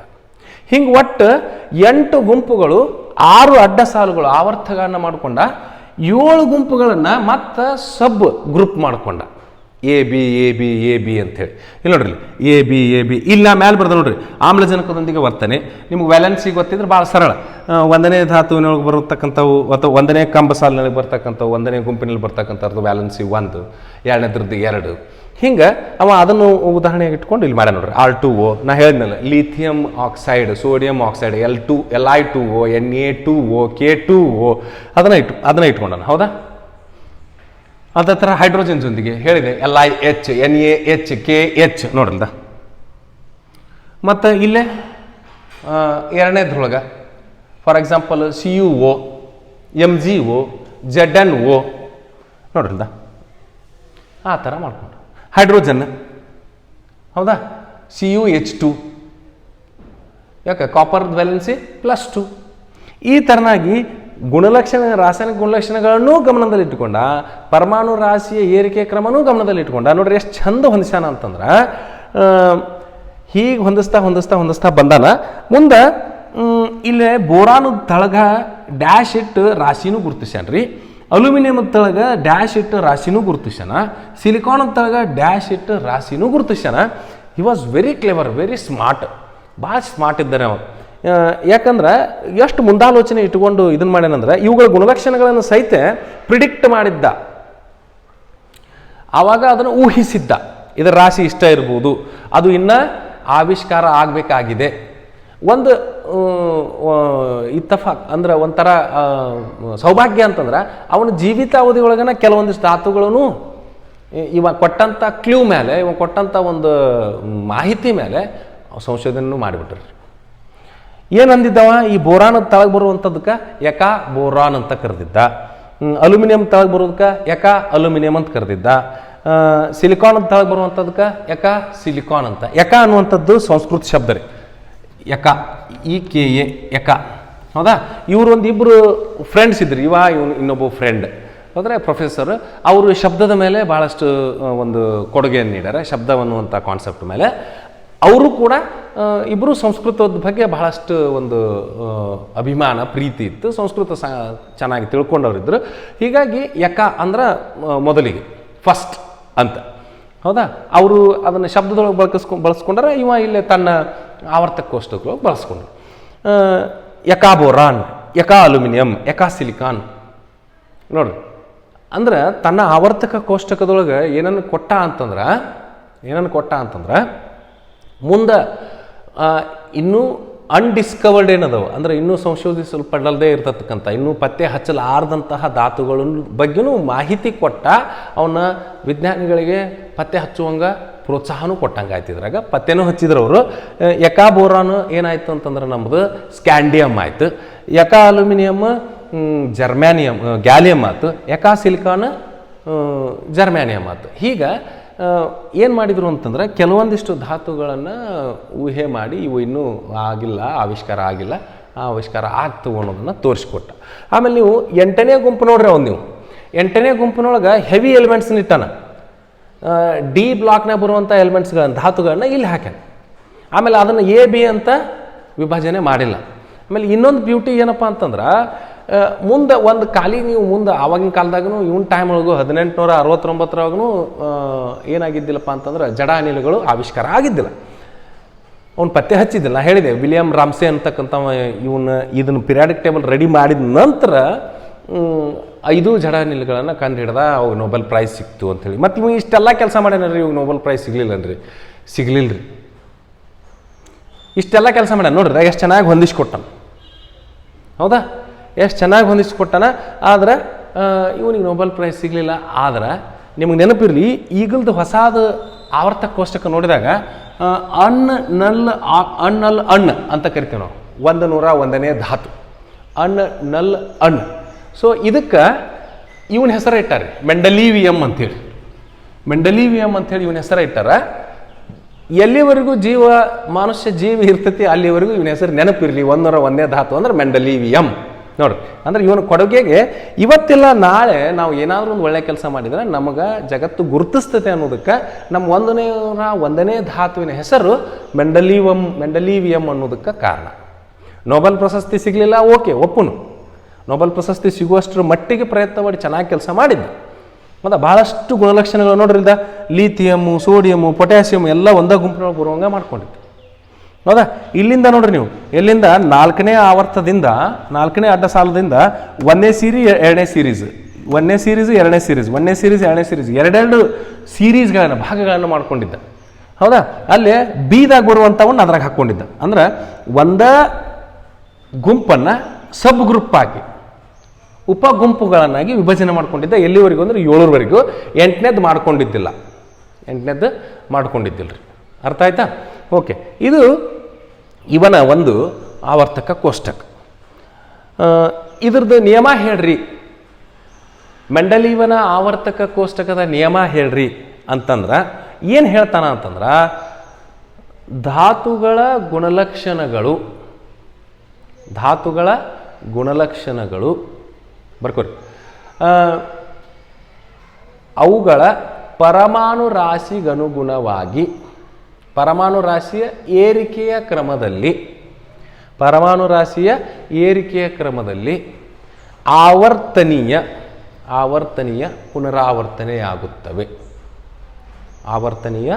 ಪುನರಾವರ್ತನೆಯಾಗುತ್ತವೆ. ಹೌದಾ, physical and chemical properties of element are periodic functions of their atomic masses ಅಂತ ಹೇಳಿ. ಹೌದಾ, ಓಕೆ. ಸೊ ಇದು ನಮ್ಮ ಒಂದು ಮೆಂಡಲೀವನ ಆವರ್ತಕ ಕೋಷ್ಟಕದ ಒಂದು ರಚನೆ. ನೀವು ನೋಡ್ಬೋದು, ನಿಜವಾಗ್ಲೂ ರಚನೆ ಮಾಡಿರ್ತಕ್ಕಂಥದ್ದು ಅವನು ವಿಕಿಪೀಡಿಯಾ ಒಳಗೆ ಹೋಗಿ ನೋಡ್ರಿ ನೀವು. ಇವೇನು 63 ಕಾರ್ಡ್ಗಳನ್ನು ಹೊಂದ್ಸಾನ, ಹೆಂಗೆ ಬರ್ದಾನ ಅಂದ್ರೆ ಒಂಥರ ನಿಮಗೆ ಬ್ರಹ್ಮಲಿಪಿ ಕಂಡಂಗೆ ಕಾಣಿಸ್ತೈತಿ. ಇದು ಭಾಳ ಇತ್ತೀಚಿನ ವಿಜ್ಞಾನಿಗಳು ಭಾಳಷ್ಟು ಸುಧಾರಿಸಿ ನಮಗೆ ಕೊಟ್ಟಿರ್ತಕ್ಕಂಥ ಮೆಂಡಲೀವನ ಆವರ್ತಕ ಕೋಷ್ಟಕ. ನೆನಪಿರಲಿ. ಹೌದಾ, ಸೈಂಟಿಸ್ಟ್ಗಳೆಲ್ಲ ಅದ ಥರ ಒಂದು ಬ್ರಹ್ಮಲಿಪಿ ಇರ್ತಾರೆ, ಹೆಚ್ಚು ಕಡಿಮೆ ಆ ಟೈಪ್ ಬರ್ದಿರ್ತಾರೆ, ತಮ್ಮ ಅರ್ಥ ಆಗುವಂಗೆ, ತಮಗೆ ಅರ್ಥ ಮಾಡ್ಕೊಳ್ಳುವಂಗೆ. ಮುಂದೆ ಸೈಂಟಿಸ್ಟ್ ಅದನ್ನು ಸುಧಾರಿಸಿ ಈ ಥರನಾಗಿ ನಮಗೆ ತಂದು ಕೊಟ್ಟಾರೆ. ಆಯಿತಾ? ಹಂಗಾರೆ ಇಲ್ಲಿವರೆಗೂ ನಾವು ಅವರಿಬ್ಬರದೂ ಗುಣಲಕ್ಷಣಗಳನ್ನು ನೋಡಿದ್ವಿ, ಅಂದರೆ ಕೊಡುಗೆ ನೋಡಿದ್ವಿ, ಇತಿಮಿತಿಗಳನ್ನು ನೋಡಿದ್ವಿ. ಇವಂದ್ರಾಗ ನಾವು ಹೆಚ್ಚು ಏನನ್ನು ನೋಡ್ತೀವಿ ಅಂತಂದ್ರೆ, ಮೆಂಡಲೀವನ ಆವರ್ತಕ ಕೋಷ್ಟಕದ ಒಂದು ಪ್ಲಸ್ ಪಾಯಿಂಟ್ಸ್, ಒಳ್ಳೆಯ ಗುಣಲಕ್ಷಣಗಳು, ಅವುಗಳನ್ನ ನಾವು ಹೆಚ್ಚು ನೋಡ್ತೀವಿ, ಇತಿಮಿತಿಗಳನ್ನು ಕಡಿಮೆ ನೋಡ್ತೀವಿ. ಹೌದಾ, ಯಾಕಂದ್ರೆ ಅವನು ಕೂಡ ಮನುಷ್ಯ ನೋಡ್ರಿ, ಅಲ್ಲಿಯೂ ಕೆಲವೊಂದಿಷ್ಟು ಏನಿರ್ತಾವೆ ಲೋಪದೋಷಗಳು ಆಗಿರ್ತವೆ, ಪರವಾಗಿಲ್ಲ, ಅವನ್ನ ನಾವು ಈಗ ಹೊಸ ಆವರ್ತಕ ಕೋಷ್ಟಕದೊಳಗೆ ಅದನ್ನು ಸರಿ ಮಾಡ್ಕೊಂಡಾರೆ. ಆಯಿತಾ? ಈಗ ಇದನ್ನು ನೋಡೋಣ್ರಿ. ಇದ್ರೊಳಗಿರ್ತಕ್ಕಂಥ ಮೊದಲನೇದು ಏನು ಸಮಸ್ಯೆಯನ್ನು ನಿವಾರಣೆ ಮಾಡಿದ ನ್ಯೂಲ್ಯಾಂಡಂದ ಒಂದು ಏರಿಕೆ ಕ್ರಮದಲ್ಲಿ ಧಾತುಗಳನ್ನು ಬರಿತಾ ಹೋಗುವ ಏರಿಕೆ ಕ್ರಮದಲ್ಲಿ ಪರಮಾಣುಗಳ ರಾಶಿಯನ್ನು ಏರಿಕೆ ಕ್ರಮದಲ್ಲಿ ಬರಿತಾ ಹೋದಾಗ ಏನೇನನ್ನು ಮಾಡ್ಬೋದು ಅನ್ನೋದನ್ನು ಹೇಳಿದ. ಒಂದನೇದ್ದು ಏನಪ್ಪ ಅಂತಂದ್ರೆ ಇವನ ಕಾಲದೊಳಗಿರುವಂಥ ಎಲ್ಲ 63 ಧಾತುಗಳನ್ನು ಸರಿಯಾಗಿ ಒಂದು ಟ್ಯಾಬ್ಯುಲರ್ ಫಾರ್ಮ್ದೊಳಗೆ ಹೊಂದಿಸಿಕೊಟ್ಟ. ಎರಡನೇದ್ದು ಇವನ ಕಾಲದೊಳಗೆ ಇನ್ನೂ ಆವಿಷ್ಕಾರ ಆಗದೇ ಇರುವಂತಹ ಎಕಾ ಬೋರಾನ್ ಇರ್ಬೋದು, ಎಕಾ ಅಲ್ಯೂಮಿನಿಯಂ ಇರ್ಬೋದು, ಎಕಾ ಸಿಲಿಕಾನ್ ಇರ್ಬೋದು, ಇವುಗಳನ್ನು ಹುಟ್ಟು ಹಾಕ್ಬೋದು, ಇವುಗಳನ್ನು ಸಂಶೋಧಿಸಬಹುದು. ಇನ್ನೂ ಇವು ಡಿಸ್ಕವರ್ ಆಗಿಲ್ಲ, ಇನ್ನೂ ಇವುಗಳನ್ನು ಕಂಡು ಹಿಡಿದಿಲ್ಲ, ನೀವು ಕಂಡು ಹಿಡಿಬೋದು ಅನ್ನೋದನ್ನು ಒಂದು ಮಾಹಿತಿ ಕೊಟ್ಟ. ವಿಜ್ಞಾನಿಗಳು ಕಂಡು ಹಿಡಿದ್ರು, ಹೆಸರನ್ನು ಕೊಟ್ಟರವಕ್ಕೆ. ಎಕಾ ಬೋರಾನ್ಕ ಸ್ಕ್ಯಾಂಡಿಯಮ್ಮು, ಎಕಾ ಅಲ್ಯೂಮಿನಿಯಮ್ಗೆ ಗ್ಯಾಲಿಯಮ್ಮು, ಎಕಾ ಸಿಲಿಕಾನ್ಗೆ ಜರ್ಮ್ಯಾನಿಯಮ್ ಅಂತಲೂ ಕೊಟ್ಟವು ಹೆಸರು. ನೋಡಿ, ಇದು ಎರಡನೇ ಅಡ್ವಾಂಟೇಜ್. ಇನ್ನು ಮೂರನೇದ್ದು 8 ಗುಂಪುಗಳನ್ನಾಗಿ ಮಾಡಿದ. 8 ಗುಂಪುಗಳನ್ನಾಗಿ ಮಾಡಿದ. ಸಪ್ರೇಟಾಗಿ ಎದಕ್ಕೆ ಜಾಗ ಕೊಟ್ಟಾನ ಅಂತಂದ್ರೆ, ನೀವು ಇನ್ನು ಮುಂದೆ ಏನಾದರೂ ಜಡಾನಿಲುಗಳು ಆವಿಷ್ಕಾರವಾದ್ರೆ ಅದಕ್ಕೆ ನೀವು ಈ ಕಡೆ 9ನೇ ಗುಂಪು ಮಾಡಿಕೊಂಡು ಸಪ್ರೇಟಾಗಿ ಹಾಕ್ಕೋಬೋದು. ಅಂದ್ರೆ ಸ್ಪೇಸ್ ಕೊಟ್ಟಾನ. ಎದಕ್ಕೆ? ಜಡ ಅನಿಲಗಳಿಗೆ ಸ್ಪೇಸ್ ಕೊಟ್ಟಾನ, ಸ್ಥಳಾವಕಾಶವನ್ನು ಕೊಟ್ಟಾನ ತನ್ನ ಪಿರಿಯಾಡಿಕ್ ಟೇಬಲ್. ಒಟ್ಟ ಪಿರಿಯಾಡಿಕ್ ಟೇಬಲ್ ಡಿಸ್ಟರ್ಬ್ ಆಗಲಾರ್ದಂಗೆ, ಇದು ಏನೂ ತೊಂದರೆ ಆಗಲಾರ್ದಂಗೆ ನಾವು ಸಪ್ರೇಟಾಗಿ ಜಡ ಅನಿಲಗಳನ್ನು ಕೂಡಿಸ್ಕೋಬೋದು ಅನ್ನುವಂಥದ್ದನ್ನು ಕೊಟ್ಟ. ಇದು ಒಂದು ಪ್ಲಸ್ ಪಾಯಿಂಟ್ ಅಲ್ರಿ, ಮತ್ತೆ ಹೌದಲ್ರಿ, ಪ್ಲಸ್ ಪಾಯಿಂಟ್ ಆಯ್ತು. ಮತ್ತೇನು ಮಾಡಿದ ನೋಡ್ರಿ, ಅವುಗಳ ರಾಸಾಯನಿಕ ಗುಣಲಕ್ಷಣಗಳನ್ನು ಗಣನೆಗೆ ತೆಗೆದುಕೊಂಡ. ರಾಸಾಯನಿಕ ಗುಣಲಕ್ಷಣಗಳನ್ನು ಗಣನೆಗೆ ತೆಗೆದುಕೊಂಡ. ಅವುಗಳ ರಾಸಾಯನಿಕ ಗುಣಲಕ್ಷಣಗಳು ಒಂದೇ ರೀತಿಯಾಗಿರುವಂಥದ್ದನ್ನು ಒಂದೇ ಗುಂಪಿನಾಗಿಟ್ಟ. ಲೀಥಿಯಮ್ಮು, ಸೋಡಿಯಮ್ಮು, ಪೊಟ್ಯಾಸಿಯಮ್ಮು, ಹೌದಾ, ರುಬಿಡಿಯಮ್ಮು, ಸೀಸಿಯಮ್ಮು. ಆಮೇಲೆ ಇಲ್ಲಿ ಅದ್ರಾಗ ಬಿ ಗ್ರೂಪ್ನಾಗ ನೋಡ್ರಿ, ಇಲ್ದ ಕಾಪರು, ಸಿಲ್ವರು, ಆಮೇಲೆ ಗೋಲ್ಡು. ಇಲ್ಲಿ ಬಿ ಗ್ರೂಪ್ದಾಗ ಜಿಂಕ್, ಕ್ಯಾಡ್ಮಿಯಮ್ಮು. ಅದೇ ಥರ ಇಲ್ಲಿ ನೋಡ್ರಿ ಆರ್ಸೆನಿಕ್, ಅಂಟಿಮನಿ, ಸೆಲೆನಿಯಮ್ಮು, ಟೆಕ್ನೀಸಿಯಮ್ಮು, ಬ್ರೋಮೀನು, ಆಮೇಲೆ ಅಯೋಡಿನು. ಇಲ್ಲಿ ನೋಡ್ದ ಫ್ಲೋರಿನು, ಕ್ಲೋರಿನು, ಬ್ರೋಮೀನು, ಅಯೋಡಿನು. ಇವತ್ತಿಗೂ ನಾವು 17ನೇ ನೋಡ್ರಿ, 7ನೇದ್ದು ನಿಮಗೆ ಗೊತ್ತಿದೆ. ಇದು 7ನೇ ಗುಂಪು ಅಂದ್ರೆ ನಾವು ಹೊಸ ಆವರ್ತಕ ಕೋಷ್ಟಕದೊಳಗೆ, ಆಧುನಿಕ ಆವರ್ತಕ ಕೋಷ್ಟಕ 17ನೇದ್ರಾಗ ಬರ್ತದೆ ಇದು, ಹೌದಾ. ಅವನು ಒಂದೇ ಗುಂಪಿನೆಲ್ಲ ಇಟ್ಟ ನೋಡ್ರಿ ಇವನ್ನೆಲ್ಲವನ್ನು. ಇದ್ರ ಮೇಲೆ ಅರ್ಥ ಮಾಡ್ಕೋಬಹುದು ನಾವು ಬಹಳಷ್ಟು ಹೊಸ ಒಂದು ಆವರ್ತಕ ಕೋಷ್ಟಕಕ್ಕೆ, ಆಧುನಿಕ ಆವರ್ತಕ ಕೋಷ್ಟಕಕ್ಕೆ ಇವನ ಆವರ್ತಕ ಕೋಷ್ಟಕ ಬಹಳಷ್ಟು ಮ್ಯಾಚ್ ಆಗ್ತದೆ ಅನ್ನುವಂಥದ್ದು, ಹೌದಾ. ಸರಿ, ಹಂಗದು. ಇನ್ನು ಇವನ ಇತಿಮಿತಿಗಳನ್ನು ನೋಡು. ಇವನ ಆವರ್ತಕ ಕೋಷ್ಟಕದ ಇತಿಮಿತಿಗಳು ಏನಿದ್ದು ರೀ ಸರ್ ಅಂತಂದ್ರೆ, ಫಸ್ಟ್ ಇತಿಮಿತಿ ಹೈಡ್ರೋಜನ್ ನೋಡ್ರಿ. ಇದು ಆ್ಯಕ್ಚುಲಿ 7ನೇ ಒಂದು ಗುಂಪಿನೊಳಗೆ ಬರ್ಬೇಕು. ಕಂಬ ಸಾಲುಗಳಿಗೆ ಏನಂತೀವಿ? ಗುಂಬಂತೀವಿ. ಅಡ್ಡ ಸಾಲುಗಳಿಗೆ ಆವರ್ತಕಗಳು ಅಂತೀವಿ. ಇದ್ರದ್ದು ರಾಶಿ ಚಿಕ್ಕದೈತಂತೆ ಒಂದೇ ಗುಂಪಿನಾಗ ಇಟ್ಟಾನ. ಬಿಟ್ರೆ ಇದು ಆ್ಯಕ್ಚುಲಿ ಯಾವುದಕ್ಕೆ ಹೋಲಿಕೆ ಆಗ್ತೈತಿ ಅಂತಂದ್ರೆ 7ನೇ ಗುಂಪಿಗೆ ಹೋಲಿಕೆ ಆಗೋದು. ಇದರ ಗುಣಲಕ್ಷಣಗಳು ಅಲೋಹಾರ್ಯ. ಹಾಗಾದ್ರೆ ಹೈಡ್ರೋಜನ್ದ ಸ್ಥಳ ನಿರ್ದಿಷ್ಟವಾಗಿ ಇಲ್ಲೇ ಇರಬೇಕು ಅನ್ನೋದನ್ನು ಹೇಳಿಲ್ಲ. ಇನ್ನು ಸಮಸ್ಥಾನಿಗಳು ಅಂತ ಬರ್ತಾವೆ. ಏನಂತ ಬರ್ತಾವ್ರಿ? ಸಮಸ್ಥಾನಿಗಳು. ಸಮಸ್ಥಾನಿಗಳು ಅಂದ್ರೆ ಏನ್ರಿ? ಇಷ್ಟ ಸಿಂಪಲ್ ರೀ. ಸಮಸ್ಥಾನಿಗಳಂತಂದ್ರೆ ಇಲ್ಲಿ ಬರಿತೀನಿ ನೋಡ್ರಿ. Hydrogen 1 2 1 1 1 3, oxygen 8 14, oxygen 8 16, chlorine 17 35, chlorine 17 37, ಹೌದಾ. Carbon 6 12, carbon 6 13. ಇವಕ್ಕೆ ನೋಡ್ರಿ, ಪರಮಾಣು ಸಂಖ್ಯೆ ಒಂದೇ ಐತಿ, ರಾಶಿ ಬೇರೆ ಬೇರೆ ಆಗೈತಿ. ಸಂಖ್ಯೆ ಒಂದೇ ಐತಿ, ರಾಶಿ ಬೇರೆ ಬೇರೆ ಆಗೈತಿ. ಸಂಖ್ಯೆ ಒಂದೇ ಐತಿ, ರಾಶಿ ಬೇರೆ ಬೇರೆ ಆಗೈತಿ. ಪರಮಾಣು ಸಂಖ್ಯೆ ಒಂದೇ ಐತಿ, ರಾಶಿ ಬೇರೆ ಬೇರೆ ಆಗೈತಿ. ಹಿಂಗಿದ್ವು ಅಂದ್ರೆ ಇವಕ್ಕೆ ಏನಂತ ಕರಿತೀವಿ ನಾವು? ಸಮಸ್ಥಾನಿಗಳು ಅಂತ ಕರಿತೀವಿ. ಈ ಸಮಸ್ಥಾನಿಗಳನ್ನು ಎಲ್ಲಿ ಇಡಬೇಕು ಅನ್ನುವಂಥದ್ದನ್ನು ತಿಳಿಸ್ಕೊಡ್ಲಿಲ್ಲ 2ನೇ ಇತಿಮಿತಿ. ಸಮಸ್ಥಾನಿಗಳನ್ನು ಎಲ್ಲಿ ಇಡಬೇಕು ಅನ್ನೋದನ್ನು ತಿಳಿಸ್ಕೊಡ್ಲಿಲ್ಲ 2ನೇ ಇತಿಮಿತಿ. ಯಾಕಂತಂದ್ರೆ ಈಗ ನೋಡ್ರಿ, ಇವ ಹೇಳಿದಂಗನ ಇವಂದ ಒಂದು ರೂಲ್ಸ್ ಫಾಲೋ ಮಾಡಿದ್ರೆ ನಾವು ಹೈಡ್ರೋಜನ್ಗೆ ಎಷ್ಟು ಬೇಕಾಗ್ತೈತಿ? 3 ಸಪ್ರೇಟ್ ಆಗಿರ್ತಕ್ಕಂಥ ಸ್ಥಾನಗಳು ಬೇಕಾಗ್ತವೆ. ಯಾಕೆ? ಏನು ಹೇಳೋಣ, ಧಾತುಗಳ ಗುಣಲಕ್ಷಣಗಳು ಅವುಗಳ ರಾಶಿಗನುಗುಣವಾಗಿ ರಾಶಿಯ ಏರಿಕೆಯ ಕ್ರಮದಲ್ಲಿ ಆವರ್ತನೀಯ ಪುನರಾವರ್ತನೆ ಆಗ್ತದೆ. ಮತ್ತು ಇಲ್ಲಿ ಹೈಡ್ರೋಜನ್ಗೆ 1 1 1 2 1 3, ಅದಕ್ಕೆ 3 ಪ್ಲೇಸ್ ಕೊಡ್ಬೇಕಾಗತ್ತೆ ನಾವು. ತಪ್ಪಾಗುತ್ತಾ? ಹೌದಾ. ಯಾಕಂದ್ರೆ ಇವುಗಳದ್ದು ಗುಣಲಕ್ಷಣ ಒಂದೇ ಐತಿ, ಹೌದಲ್ರಿ. ಅದೇ ಥರನಾಗಿ ಕ್ಲೋರಿನ್ಗೆ ಯಾರು ಕೊಡ್ಬೇಕಾಗ್ತೈತಿ, ಆಕ್ಸಿಜನ್ಗೆ ಯಾರು ಕೊಡ್ಬೇಕಾಗ್ತೈತಿ, ಕಾರ್ಬನ್ಗೆ ಯಾರು ಕೊಡ್ಬೇಕಾಗ್ತೈತಿ. ಹಂಗಾರೆ ಸಮಸ್ಥಾನಿಗಳಿಗೆ ಸ್ಪಷ್ಟವಾದಂಥ ಮಾಹಿತಿಯನ್ನು ನೀಡಲಿಲ್ಲ. ಒಂದನೇದ್ದು ಹೈಡ್ರೋಜನ್ಗೆ ನಿರ್ದಿಷ್ಟವಾದ ಸ್ಥಳವನ್ನು ನಿಗದಿಪಡಿಸಿಲ್ಲ. ಎರಡನೇದ್ದು ಸಮಸ್ಥಾನಿಗಳಿಗೆ ನಿರ್ದಿಷ್ಟವಾದ ಸ್ಥಾನವನ್ನು ಕೊಟ್ಟಿಲ್ಲ. ಮೂರನೇದ್ದು ಏನು ಮಾಡಿದ ಅಂತಂದ್ರೆ, ಇಲ್ಲೋಡ್ರಿ ಇಲ್ಲಷ್ಟೇ ಖಾಲಿ ಜಾಗ ಬಿಟ್ಟಿಲ್ಲ, ಇಲ್ಲೂ ಬಿಟ್ಟಾನ. ಕೆಲವು ಕಡೆಗಳಲ್ಲಿ ಖಾಲಿ ಸ್ಥಳಗಳನ್ನ ಬಹಳಷ್ಟು ಬಿಟ್ಟಾನ. ಅಲ್ಲಿ ಇಲ್ಲಿ ಹೆಂಗೆ ಎಕಾ ಬೋರಾನ್, ಎಕಾ ಅಲ್ಯೂಮಿನಿಯಂ, ಎಕಾ ಸಿಲಿಕಾನ್ ಬರ್ತದೆ ಅಂತ ಹೇಳಿದ, ಹಂಗೆ ಅವುಗಳ ಬಗ್ಗೆ ಮಾಹಿತಿ ಕೊಡಲಿಲ್ಲ. ಮೂರನೇದು ಅಂದ್ರೆ ಬಹಳಷ್ಟು ಇವನ ಒಂದು ಆವರ್ತಕ ಕೋಷ್ಟಕದಲ್ಲಿ ಬಹಳಷ್ಟು ಸ್ಥಳಗಳು ಏನಾಗಿವೆ ಅಂತಂದ್ರೆ ಗ್ಯಾಪ್ ಉಳಿದದ್ದು, ಸ್ಥಳಾವಕಾಶಗಳು ಅಂದರೆ ಅಲ್ಲಲ್ಲಿ ಖಾಲಿ ಸ್ಥಳಗಳು ಹೆಚ್ಚಿವೆ, ಅವುಗಳ ಬಗ್ಗೆ ಸರಿಯಾದ ಮಾಹಿತಿಯನ್ನು ನೀಡಲಿಲ್ಲ. ಮೂರನೇ ಇತಿಮಿತಿ, ಎನಾಮಲೀಸ್ ಅಂತಾರ ಕರೀರಿ, ಲಿಮಿಟೇಷನ್ಸ್ ಅಂತಾರ ಕರೀರಿ, ಇತಿಮಿತಿಗಳು ಅಂತ ಕರೀರಿ, ದೋಷಗಳು ಅಂತಾರ ಕರೀರಿ. ಅರ್ಥ ಆಯ್ತಾ? ಓಕೆ. ಇನ್ನು ನಾಲ್ಕನೇ ಇತಿಮಿತಿ ನೋಡ್ರಿ, ನಿಮ್ಗೆ ತಾನ ಹೇಳೋಣ ಏನಂತ ಒಂದು ಜಾಣತನ ತೋರಿಸಿದೀವ. ಏನಪ್ಪ ಅಂತಂದ್ರೆ ಒಟ್ಟು ಗುಣಲಕ್ಷಣಗಳು ಸೇಮ್ ಇದ್ವಿಲ್ರಿ, ಅವುಗಳನ್ನು ತಂದು ಮೊದಲನೇ ಒಂದನೇ ಧಾತುವಿನ ಗುಣಲಕ್ಷಣ ಮತ್ತು ಅದರ ತಾಗಿನ ಧಾತುಗಳು ತಾಯಿಯನ್ನು ಈಗ ಸೆಟ್ ಮಾಡ್ತಾನ, ಸೇಮ್ ಇತ್ತು ಅಂದ್ರೆ ತಂದಿಟ್ಟು ಬಿಡುದು. ರಾಶಿ ಆಮೇಲೆ ವಿಚಾರ ಮಾಡಿದ, ಹೆಚ್ಚಾಗಿ ರಾಶಿ ಎಲ್ಲವಕ್ಕೂ ಹೊಂದಾಣಿಕೆ ಆಗ್ಯಾವ. ಆದ್ರೆ ಎಲ್ಲೋ ಒಂದೆರಡು ಕಡೆಗೆ ಏನಾಗ್ಯಾವ ಅಂತಂದ್ರೆ, ಮೊದಲಿಗೆ ಭಾರವಾಗಿರುವಂಥದ್ದು ಧಾತು ಮೊದಲಿಗೆ ಬಂದೈತಿ, ಕಡಿಮೆ ಭಾರವಾಗಿರ್ತಕ್ಕಂಥ ಹೆಚ್ಚು ಭಾರವಾಗಿರೋದು ಮೊದಲಿಗೆ ಬಂದೈತಿ, ಕಡಿಮೆ ಭಾರವಾಗಿರ್ತಕ್ಕಂಥದ್ದು ನಂತರದಲ್ಲಿ ಬಂದೈತಿ. ಅಂದ್ರೆ ತಾನ ಹೇಳಿದಂಗೆ ತನ್ನ ನಿಯಮನ ತಾನ ಉಲ್ಲಂಘನೆ ಮಾಡಿದ. ಇದು ಒಂದು ನಾಲ್ಕನೇ ಇತಿಮಿತಿ ಆಯಿತು. ಇನ್ನು ಎಕ್ಸಾಂಪಲ್ ನೋಡ್ಬೋದು, ಕೋಬಾಲ್ಟದ್ದು ರಾಶಿ 58.9, ನಿಕ್ಕಲ್ದ್ದು 58.7. ಹಂಗಾರೆ ಮೊದಲಿಗೆ ನಿಕ್ಕಲ್ ಬರ್ಬೇಕಾಗಿತ್ತಲ್ಲ, ಮತ್ತು ಮೊದಲಿಗೆ ಕೋಬಾಲ್ಟ್ ಬರ್ದಾನಿವ. ಅವನ ಉದ್ದೇಶ ಏನಾಗಿತ್ತು? ಒಟ್ಟು ಗುಣಲಕ್ಷಣಗಳು ಒಂದೇ ರೀತಿಯಾಗಿರುವಂಥದ್ದನ್ನು ಒಂದು ಗುಂಪಿನಲ್ಲಿ ಬರಲಿ ಅನ್ನುವಂಥದ್ದು. ಹೌದಾ? ಇಲ್ಲಿ ನೀವು ಪ್ಲಾಟಿನಮ್ಮು ಮತ್ತು ಸಿಲ್ವರ್ನು ನೋಡ್ಬೋದು ನೀವು. ಹೌದಾ? ಪ್ಲಾಟಿನಮ್ ಮತ್ತು ಸಿಲ್ವರ್ನು ಕೂಡ ಅದೇ ಥರನಾಗಿ ಮಾಡೋಣ. ಹೀಗೆ ಏನಾಗಿದೆ ಅಂತಂದ್ರೆ, ತನ್ನದೇ ಆವರ್ತಕ ಕೋಷ್ಟಕದಲ್ಲಿ ಪರಮಾಣು ರಾಶಿಯ ಏರಿಕೆಯ ಕ್ರಮವನ್ನು ಪಾಲಿಸಿಲ್ಲ. 5ನೇ ಇತಿಮಿತಿ ಅಂತ ತಗೋಬಹುದು. ಎಷ್ಟು ಇತಿಮಿತಿಗಳು ಇವನ ಒಂದು ಮೆಂಡಲೀವನ ಆವರ್ತಕ ಕೋಷ್ಟಕದಲ್ಲಿ ಹೊಂದಿವೆ. ಅರ್ಥ ಆಯ್ತು ರೀ? ಓಕೆ. ಇವನಿಗೆ ಏನು ಸಿಗಲಿಲ್ಲ ಅಂತ ಹೇಳಿದೆ? ಒಂದು ನೊಬೆಲ್ ಪ್ರಶಸ್ತಿ. ಯಾಕಂದ್ರೆ ಸಿಕ್ಕಾಪಟ್ಟಿ ಕೆಲಸ ಮಾಡ್ಯಾನ್ರಿ, ಸಿಗಬೇಕಾಗಿತ್ತು, ಸಿಗಲಿಲ್ಲ, ಇರಲಿ ಬಿಡ್ರಿ, ಏನು ಪ್ರಾಬ್ಲಮ್ ಇಲ್ಲ. ಆದರೂ ಕೂಡ ಅವ್ನ ನೆನಪಿಗೋಸ್ಕರವಾಗಿ 101ನೇ ಧಾತುವನ್ನು ಮೆಂಡಲೀವಿಯಂ ಅಂತ ಕೊಟ್ರಲ್ರಿ ಮತ್ತೆ. ಹೌದಾ? ಆಯಿತು, ಸಾಕಿನ್ನ. ಹಂಗಾರೆ 3 ಜನ ವಿಜ್ಞಾನಿಗಳು ಧಾತುಗಳನ್ನ ತಮ್ಮ ಕಾಲಾವಧಿಯಲ್ಲಿ ಎಷ್ಟೆಷ್ಟು ಧಾತುಗಳು ಇದ್ದವು, ಅವುಗಳನ್ನು ಯಾವ ರೀತಿಯಾಗಿ ವರ್ಗೀಕರಣ ಮಾಡಬಹುದು ಅನ್ನುವಂಥದ್ದನ್ನು ಮಾಹಿತಿಯನ್ನು ನಮ್ಮ ಜಗತ್ತಿಗೆ ಕೊಟ್ಟರು. ಹೌದಾ?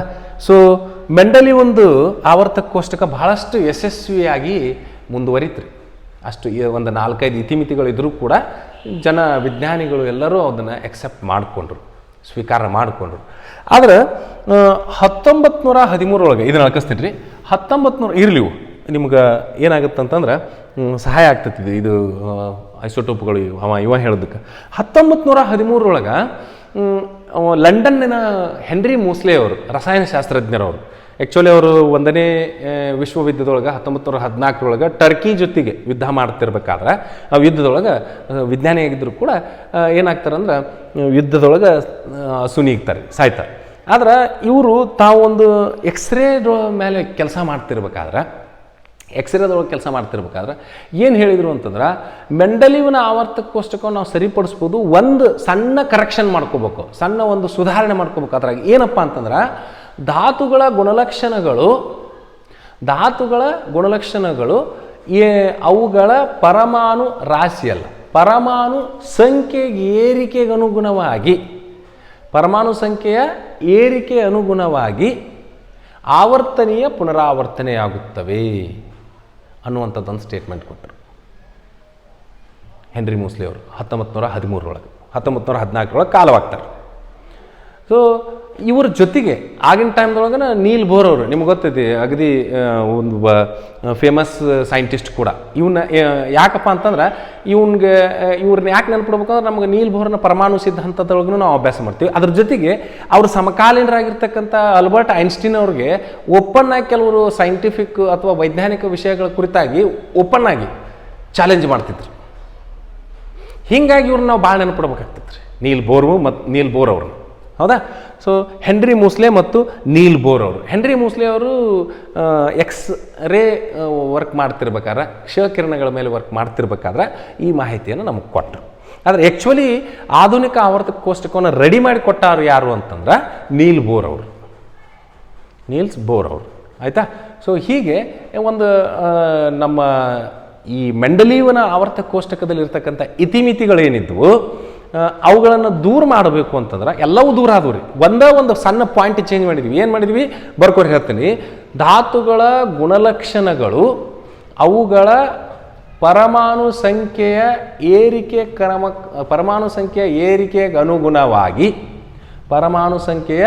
ಏರಿಕೆಗನುಗುಣವಾಗಿ ಆವರ್ತನೀಯ ಪುನರಾವರ್ತನೆಯಾಗುತ್ತವೆ. ಪರಮಾಣು ರಾಶಿ ತೆಗೆದ ಪರಮಾಣು ಸಂಖ್ಯೆ ಹಾಕ್ಕೊಂಡ. ಪರಮಾಣು ಸಂಖ್ಯೆ ಅಂತಂದ್ರೆ ನೋಡ್ರಿ, ಯಾವುದೇ ಒಂದು ಪರಮಾಣು ಎರಡು ಪರಮಾಣು ಸಂಖ್ಯೆಯನ್ನು ಹೊಂದಿರಕ್ಕೆ ಸಾಧ್ಯನೇ ಇಲ್ಲ. ಯಾಕಂದ್ರೆ ಒಂದು ಪರಮಾಣುದೊಳಗೆ ನಿರ್ದಿಷ್ಟವಾದಂಥ ಪ್ರೋಟಾನ್ಗಳಿರ್ತಾವೆ, ಅಷ್ಟೇ ಸಂಖ್ಯೆ ಎಲೆಕ್ಟ್ರಾನ್ಗಳು ಇರ್ತವೆ. ಹೌದಾ?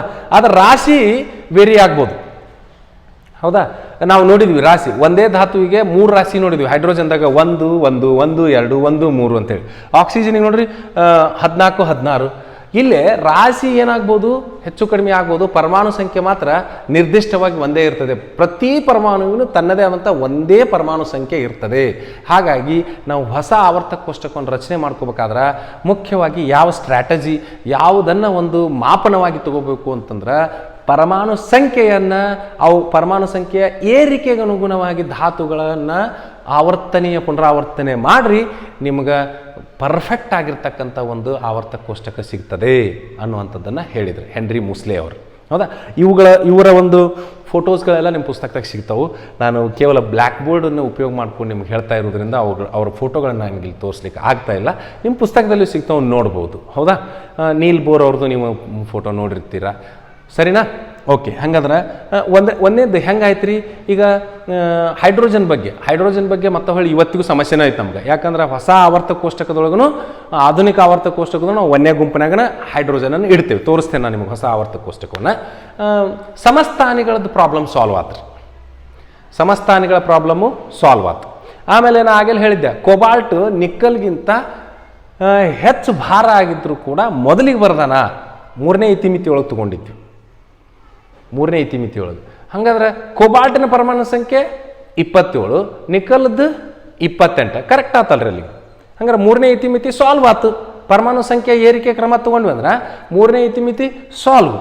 2ನೇ ಇತಿಮಿತಿ, 2ನೇ ದೋಷ ಏನು, ಸಮಸ್ಥಾನಿಗಳಿಗೆ ಜಾಗ ಒಂದೇ ಜಾಗ. ಯಾವುದು? ಪರಮಾಣು ಸಂಖ್ಯೆ ಒಂದೇ ಐತಿ. ಅದಕ್ಕೆ ಇಷ್ಟೂ ಅವು ಹೈಡ್ರೋಜನರ್ ಇರಲಿ, ಆಕ್ಸಿಜನರ್ ಇರಲಿ, ಕ್ಲೋರಿನರ್ ಇರಲಿ, ಅವನ್ನೆಲ್ಲವನ್ನು ಹೈಡ್ರೋಜನ್ 1ನೇ ಜಾಗದಾಗ ಇಡ್ರಿ, ಕ್ಲೋರಿನ್ 17ನೇ ಜಾಗದಾಗ ಇಡ್ರಿ, ಆಕ್ಸಿಜನ್ 8ನೇ ಜಾಗದಾಗ ಇಡ್ರಿ, ಕಾರ್ಬನ್ 6ನೇ ಸ್ಥಳದೊಳಗೆ ಇಡ್ರಿ, ಸರಿಯಾಗಿ ಹೋಗ್ಬಿಡುತ್ತೆ. ಸರಿನಾ? ಆಮೇಲೆ ಇನ್ನು ಅವನ ಆವರ್ತಕ ಕೋಶದಾಗ ಅಲ್ಲೆಲ್ಲಿ ಸ್ವಲ್ಪ ಸ್ಥಳಾವಕಾಶಗಳನ್ನು ಅಲ್ಲೆಲ್ಲ ಖಾಲಿ ಜಾಗ ಇದ್ವಲ್ರಿ, ಅವನ್ನ ಹೆಂಗೆ ತುಂಬಬೇಕು?